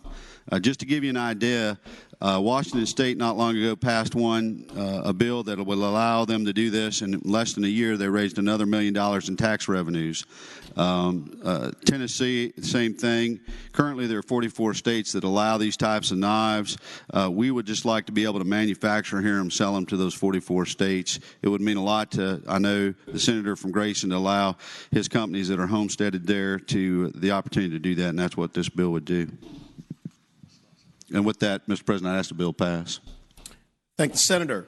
Do any other senators wish to be heard on Senate Bill 1251? Seeing none, the question is, shall Senate Bill 1251 pass? All in favor of the motion will record their vote aye. Those opposed, no. Are the senators ready to vote? Have all the senators voted? Do any senators desire to change their vote? The clerk will close the roll. Ayes 25, noes 15. Ayes 25, noes 15. Senate Bill 1251 passes. Senate Bill 1403, a bill relating to eminent domain cost. Senator from Fairfax City, Senator Peterson. Thank you, Mr. President. Rise to speak to the bill. Senator has the floor. Thank you, Mr. President. First of all, I move the bill pass. Rise to speak to the bill. Mr. President, ladies and gentlemen of the Senate, Senate Bill 1403 deals with a carve-out we've had in our eminent domain laws. And just to set the stage, years ago we decided to level the playing field for those folks that are landowners that receive a condemnation action, that if they challenge the amount that's being offered by the Commonwealth or by the condemning authority, and they go to court and they win, which is to say they recover 25% or higher than what was originally offered, they can get their costs covered. In other words, that money that they would spend on expert fees, engineering fees, anything they would spend, they would have that covered by the condemning authority. It would become part of their award. It does not include attorney's fees. I know that was the inevitable question, but it would just be additional costs. That's a proposal. That was a law we enacted years ago, but we carved out public service corporations. Now, the reason why we did that was, I guess we didn't feel like we needed it as much in that situation. In case you've been sleeping under a rock the last couple of years, there's a lot of condemnation going on in various parts of the Commonwealth from public service corporations, and yet we have not extended the same protection to those landowners.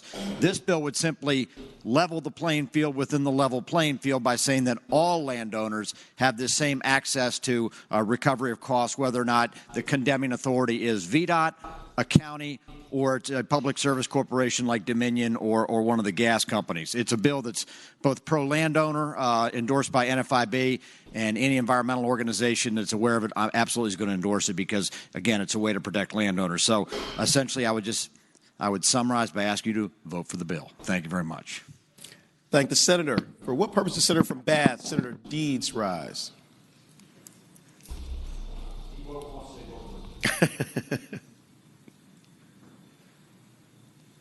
Okay. Do any other senators wish to be heard on Senate Bill 1403? Seeing none, the question is, shall Senate Bill 1403 pass? All in favor of the motion will record their vote aye. Those opposed, no. Are the senators ready to vote? Have all the senators voted? Do any senators desire to change their vote? The clerk will close the roll. Ayes 37, noes 1. Ayes. And Rule 36, 1. Ayes 37, noes 1. Rule 36, 1. Senate Bill 1403 passes. Senate Bill 1404, a bill relating to eminent domain costs for a petition for distribution of funds, interest rate, recordation of certificate. Senator from Fairfax City, Senator Peterson. Thank you, Mr. President. This is the second and the last eminent domain bill I'd have this year. This is actually a very small category of cases, but it has to do with situations where there's been a fair market offer made or a fair best offer made for the property. There's then a petition filed, and subsequently the landowner accepts the offer, so there's no litigation. So the petition was not filed. They go ahead and accept the offer. The money's already been paid into the court in certain situations. In that case, the landowner actually has to file a lawsuit in order to draw down the funds. It's called a drawdown petition, and that filing fee, which could be a couple $100, will then be charged to the landowner, even though, again, they didn't initiate the litigation. It really was the condemning authority. This simply just would say that those costs would be paid by the condemning authority.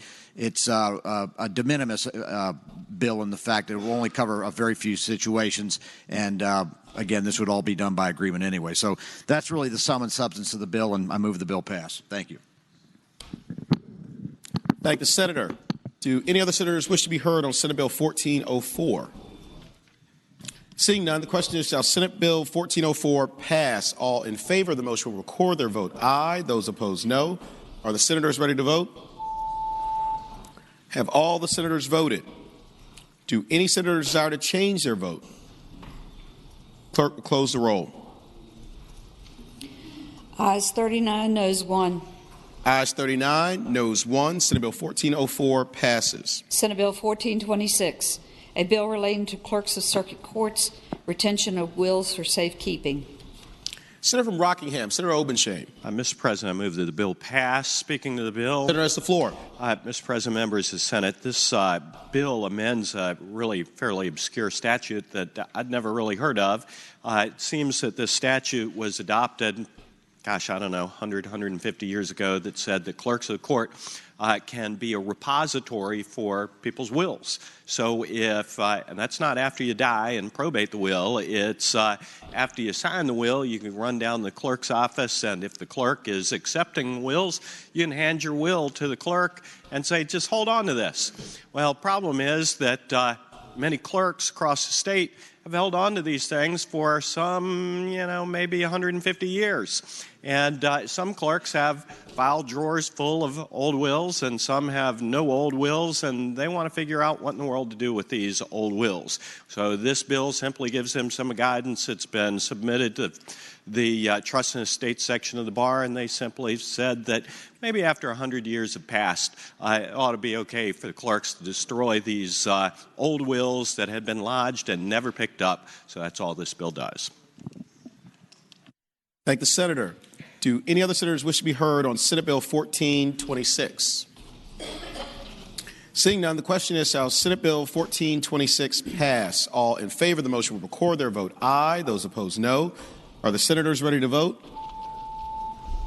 Have all the senators voted? Do any senators desire to change their vote? Clerk will close the roll. Ayes 39, noes 1. Ayes 39, noes 1. Senate Bill 1426 passes. Uncontested calendar, Senate bills on second reading. Senator from James City County, Senator Norman. Thank you, Mr. President. I'd move that all of the Senate bills on the second reading on the uncontested calendar, which would include all Senate bills on pages 8 through 10, which would include Senate Bill 1061 through Senate Bill 1411, be engrossed and advanced to the third reading in the block after the adoption of any amendments. Any senator who desires to remove a bill from the block, please do so after the clerk has read the number of that bill. Thank the Senator. Question is, shall all Senate bills on second reading on the uncontested calendar on pages 8 through 10, Senate Bill 1061 through Senate Bill 1411, be engrossed and advanced to their third reading in the block after the adoption of any amendments thereto, and that any senator desiring to remove a bill from the block do so after the clerk has read the number of the bill? All in favor of the motion will say aye. Those opposed, no. The ayes have it. The motion is agreed to. The clerk will read the number of the bills. Senate Bill 1061, reported from the Committee on General Laws and Technology. Senate Bill 1086, reported from the Committee on General Laws and Technology. Senate Bill 1241, reported from the Committee on General Laws and Technology. Senate Bill 1270, reported from the Committee on Finance. Senate Bill 1300, reported from the Committee on General Laws and Technology. Senate Bill 1319, reported from the Committee on Finance. Senate Bill 1411, reported from the Committee on Commerce and Labor. Question is, shall the Senate bills be engrossed in advance to their third reading? All in favor of the motion will say aye. Those opposed, no. The ayes have it. The bills are engrossed in advance to their third reading. Regular calendar, Senate bills on second reading. Senate Bill 998, relating to public employment, prohibited discrimination based on sexual orientation or gender identity, reported from the Committee on General Laws and Technology. Senator from Alexandria, Senator Eben. Mr. President, I move that SB 998 be engrossed and advanced to its third reading. Thank the Senator. The question is, shall the bill be engrossed in advance to its third reading? All in favor of the motion will say aye. Those opposed, no. The ayes have it. The bill is engrossed in advance to its third reading. Senate Bill 1060, a bill relating to Virginia lottery law, disclosure of a lottery winner's name and other personal information, reported from the Committee on General Laws and Technology with a substitute. Senator from Northern Chesapeake, Senator Spruill. Mr. President, move the substitute. Thank the Senator. The question is, shall the committee substitute be agreed to? All in favor of the motion will say aye. Those opposed, no. The ayes have it. The committee substitute is agreed to. The Senator from Northern Chesapeake, Senator Spruill. I move that the bill be engrossed in advance to its third reading. Thank the Senator. The question is, shall the bill be engrossed in advance to its third reading? All in favor of the motion will say aye. Those opposed, no. The ayes have it. The bill is engrossed in advance to its third reading. Senate Bill 1062, a bill relating to the Virginia Fair Housing Law and lawful discriminatory housing practices, reported for the Committee on General Laws and Technology. The junior senator from Richmond City, Senator McClellan.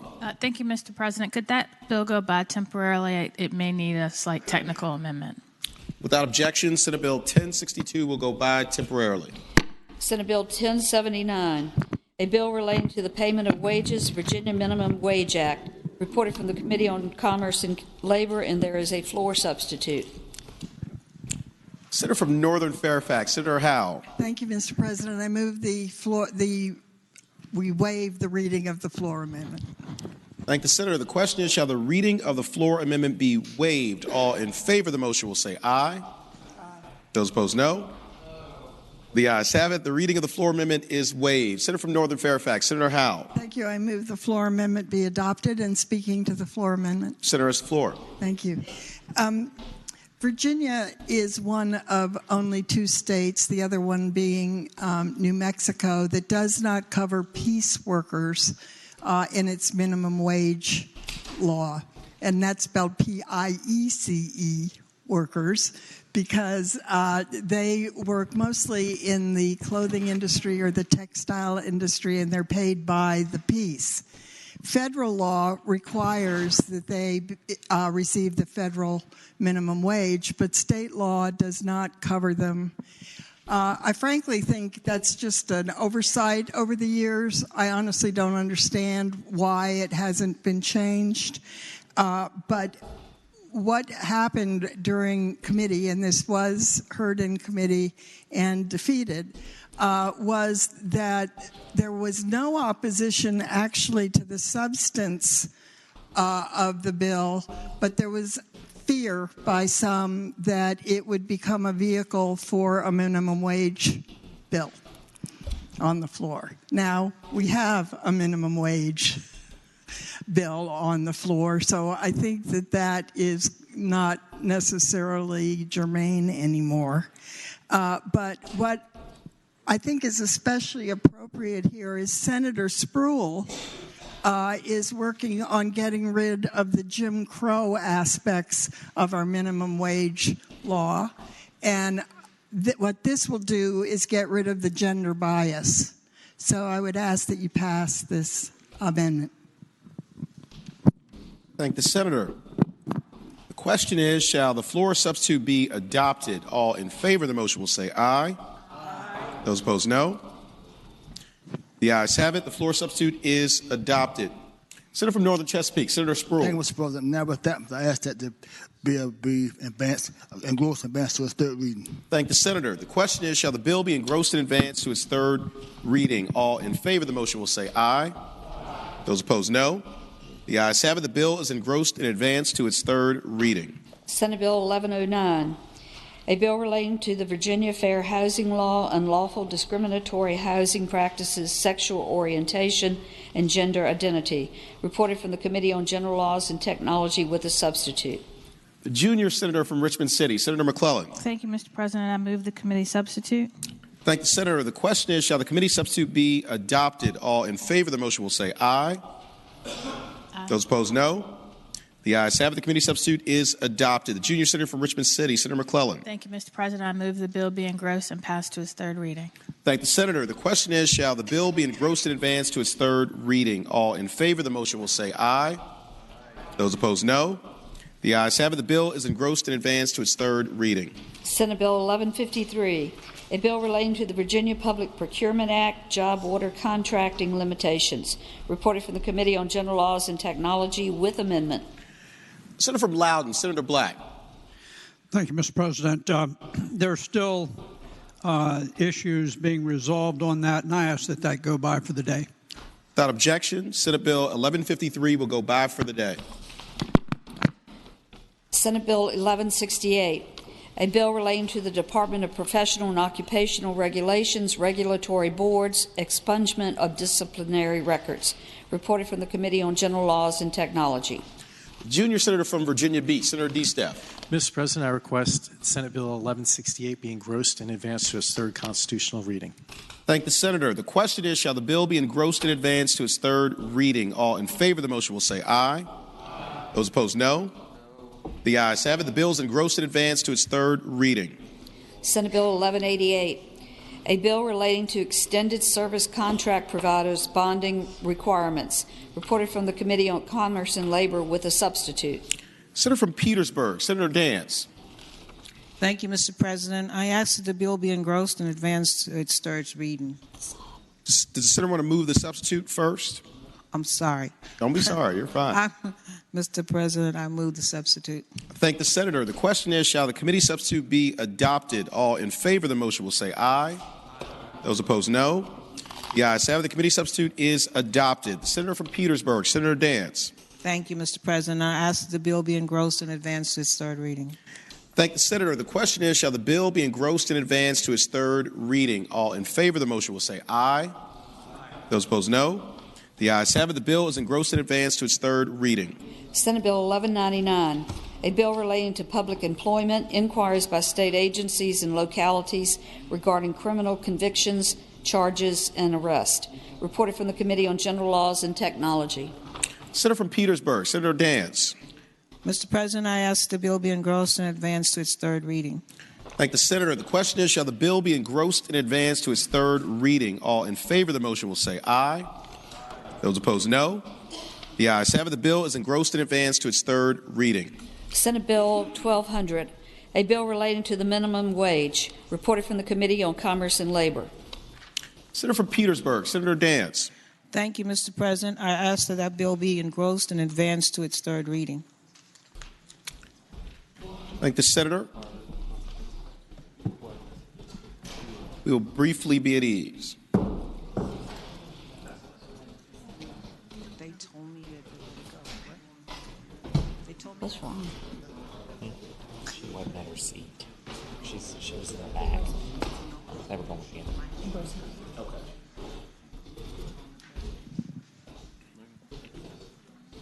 Thank the senator. Would you mind renewing your motion? Thank you, Mr. President.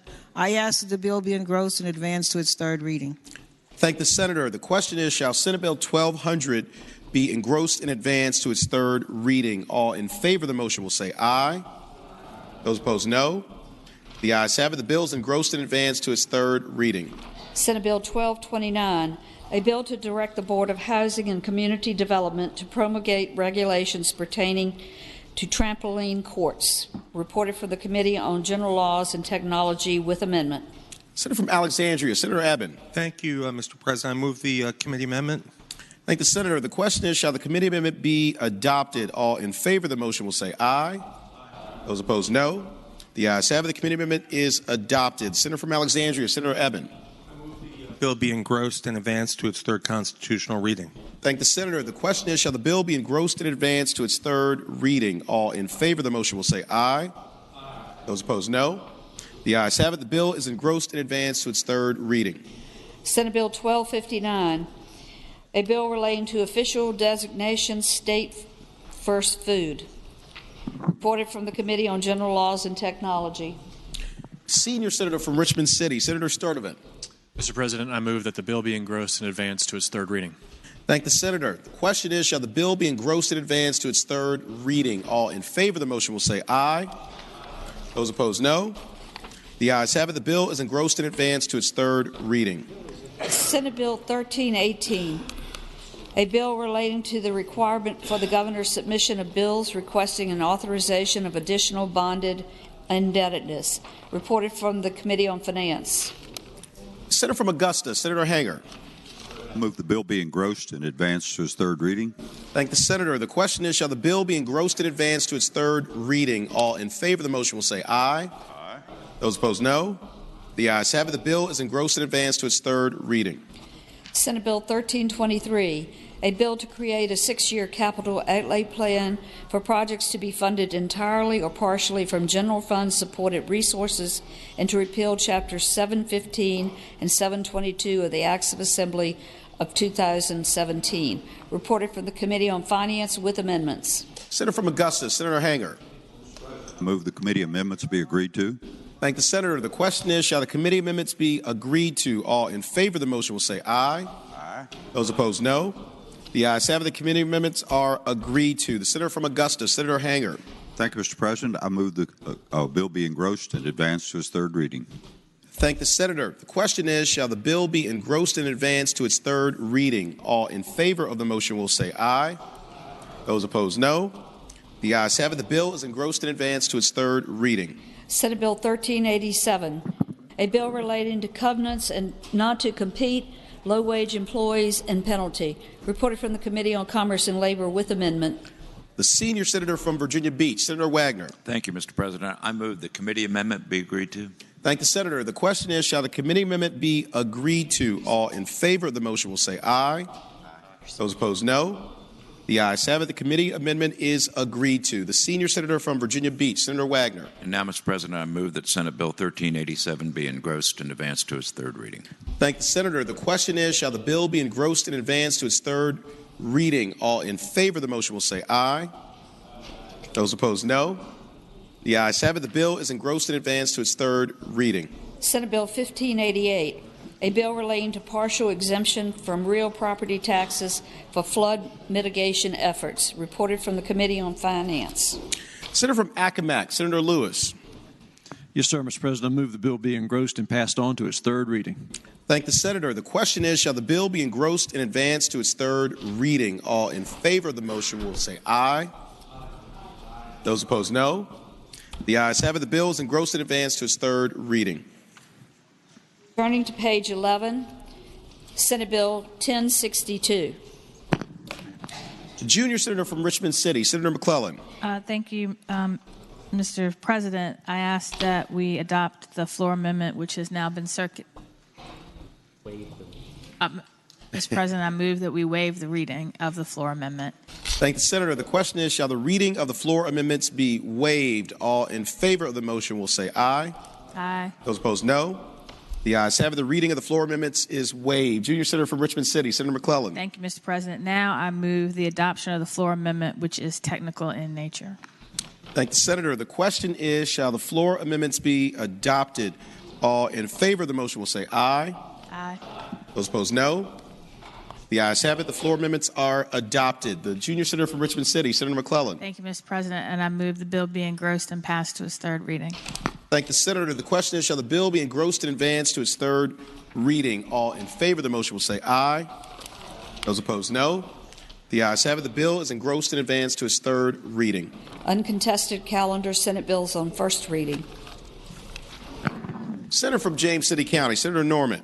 Thank you, Mr. President. I'd move that all the Senate bills on the first reading on both the uncontested and regular calendar, which would include all Senate bills on pages 16 through 21, including Senate Bill 994 and through Senate Bill 1373, that the rules of the Senate be suspended and that the first constitutional reading of the titles be dispensed with, sir. Thank the Senator. Question is, shall the rules be suspended and the first reading of the titles of Senate bills on the uncontested and regular calendars, pages 16 through 21, Senate Bill 999 through Senate Bill 1373, be dispensed with? All in favor of the motion will record their vote aye. Those opposed, no. Are the senators ready to vote? Have all the senators voted? Do any senators desire to change their vote? Clerk will close the roll. Ayes 40, no 0. Ayes 40, no 0. The reading of the titles is dispensed with. Senator from James City County, Senator Norman. Thank you, Mr. President. I would now ask that all the bills be passed by for the day, sir. Thank the Senator. The question is, shall the Senate bills on the uncontested and regular calendars now on second reading be passed by for the day? All in favor of the motion will say aye. Aye. Those opposed, no. The ayes have it. The bills will go by for the day. Uncontested calendar, Senate joint resolutions on first reading. Senator from James City County, Senator Norman. Mr. President, I would now move that all of the Senate joint resolutions on the first reading on the uncontested calendar, which would include all resolutions on pages 21 through 23, including Senate Joint Resolution 292 through Senate Joint Resolution 275, that the rules of the Senate be suspended and that the first constitutional reading of the titles be dispensed with. Thank the Senator. Question is, shall the rules be suspended and the first reading of the titles of the Senate joint resolutions on the uncontested and regular calendars, pages 21 through 23, Senate Joint Resolution 292 through Senate Joint Resolution 275, be waived? All in favor of the motion will record their vote aye. Those opposed, no. Are the senators ready to vote? Have all the senators voted? Do any senators desire to change their vote? Clerk will close the roll. Ayes 39, no 0. Ayes 39, no 0. The reading of the titles is waived.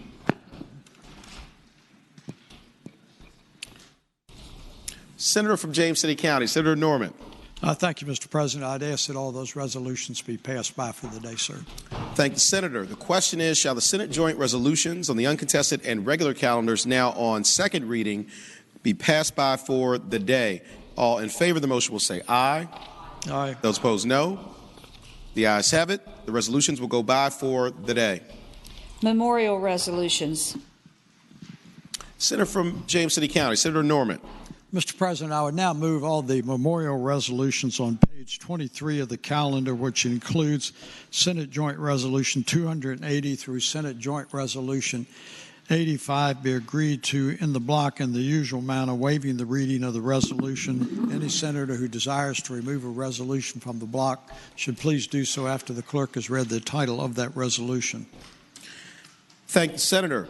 The question is, shall the memorial resolutions on page 23, Senate Joint Resolution 280 through Senate Resolution 85, be considered in the block in the usual manner, waiving the reading of the resolutions thereof, with the understanding that any senator desiring a resolution be removed from the block will do so after the clerk has read the title of the resolution.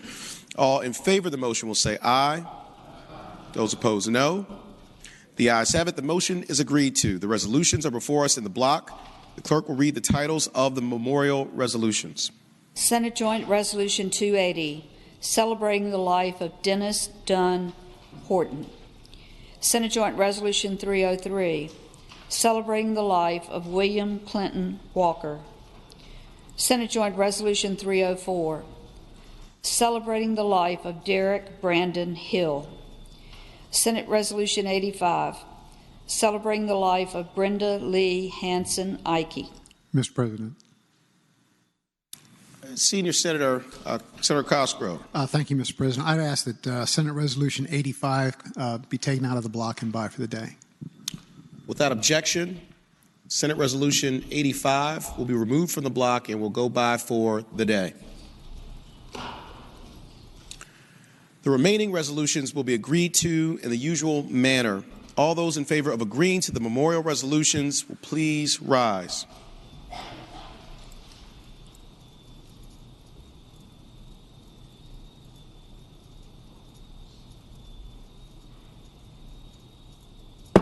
The resolutions are agreed to. Commending resolutions. Senator from James City County, Senator Norman. Thank you, Mr. President. I would now move that all the commending resolutions on pages 23 through 24, which would include Senate Joint Resolution 281 through Senate Resolution 98, be agreed to in the block by a voice vote. Any senator who desires to remove a commending resolution from the block should please do so after the clerk has read the number of that resolution. Thank the senator. Question is, shall the commending resolutions on pages 23 through 24, Senate Joint Resolution 281 through Senate Resolution 98, be considered in the block by voice vote, waiving the reading of the resolutions with the understanding that any senator desiring a resolution be removed from the block will do so after the clerk has read the number of the resolution. All in favor of the motion will say aye. Those opposed, no. The ayes have it. The motion is agreed to. The resolutions are before us in the block. The clerk will read the numbers of the resolutions. Senate Joint Resolutions 281, 282, 308, 310, 313, 316, Senate Resolutions 87, 89, 90, 98. Question is, shall the resolutions be agreed to? All in favor of agreeing to the resolutions will say aye. Those opposed, no. The resolutions are agreed to. Senator from James City County, Senator Norman. Inquire of the clerk, Mr. President. Does that conclude today's calendar? Yes, sir. Thank you, Madam Clerk. Is there any other business to come before the Senate? No. Seeing none, the clerk will report any announcements on the desk. Today, Thursday, January 17th, the Education and Health Subcommittee on Higher Education will meet immediately upon adjournment. Subcommittee Room 3, 5th floor, Pocahontas. Senators Saslaw, Black, Chase, Cosgrove, and Peterson. The Committee on Agriculture, Conservation and Natural Resources will meet 1/2 hour after adjournment at Senate Room A in the Pocahontas building. The Education and Health Subcommittee on Public Education will meet 1/2 hour after adjournment. Subcommittee Room 2, 5th floor, Pocahontas. Senators Carrico, Donovan, Howell, Locke, and Peake. The Finance Subcommittee on Education will meet at 3 p.m. Subcommittee Room Number 1, 5th floor, Pocahontas. Senators Norman, Newman, Howell, Saslaw, Hanger, Ruff, Donovan, and Stewart. The Committee on Finance will meet at 4 p.m. Committee Room B in the Pocahontas building. The Virginia Legislative Black Caucus will meet at 6 p.m. Subcommittee Room 300B in the Pocahontas building. Friday, January 18th, the Committee on Rehabilitation and Social Services will meet at 8 a.m. in Senate Room A in the Pocahontas building. The Republican Caucus will meet 1/2 hour before session, Senate Room 2 in the Capitol. The Democratic Caucus will meet 1/2 hour before session, Senate Room 1 in the Capitol. Thank you, Madam Clerk. Senator from Augusta, Senator Hanger. Thank you, Mr. President, members of the Senate. Just a brief announcement on behalf of myself and Senator Norman, chairs of the Senate Finance Committee. The 4 o'clock Finance Committee meeting, there's no agenda other than hearing budget requests from members that are interested in specific amendments they want to share. There's no requirement that you be there, but we will be there. And if you care to come and address your proposed amendments, we're there to listen to you at 4 p.m. this afternoon. Thank you. Thank the Senator. Do any other senators wish to be heard?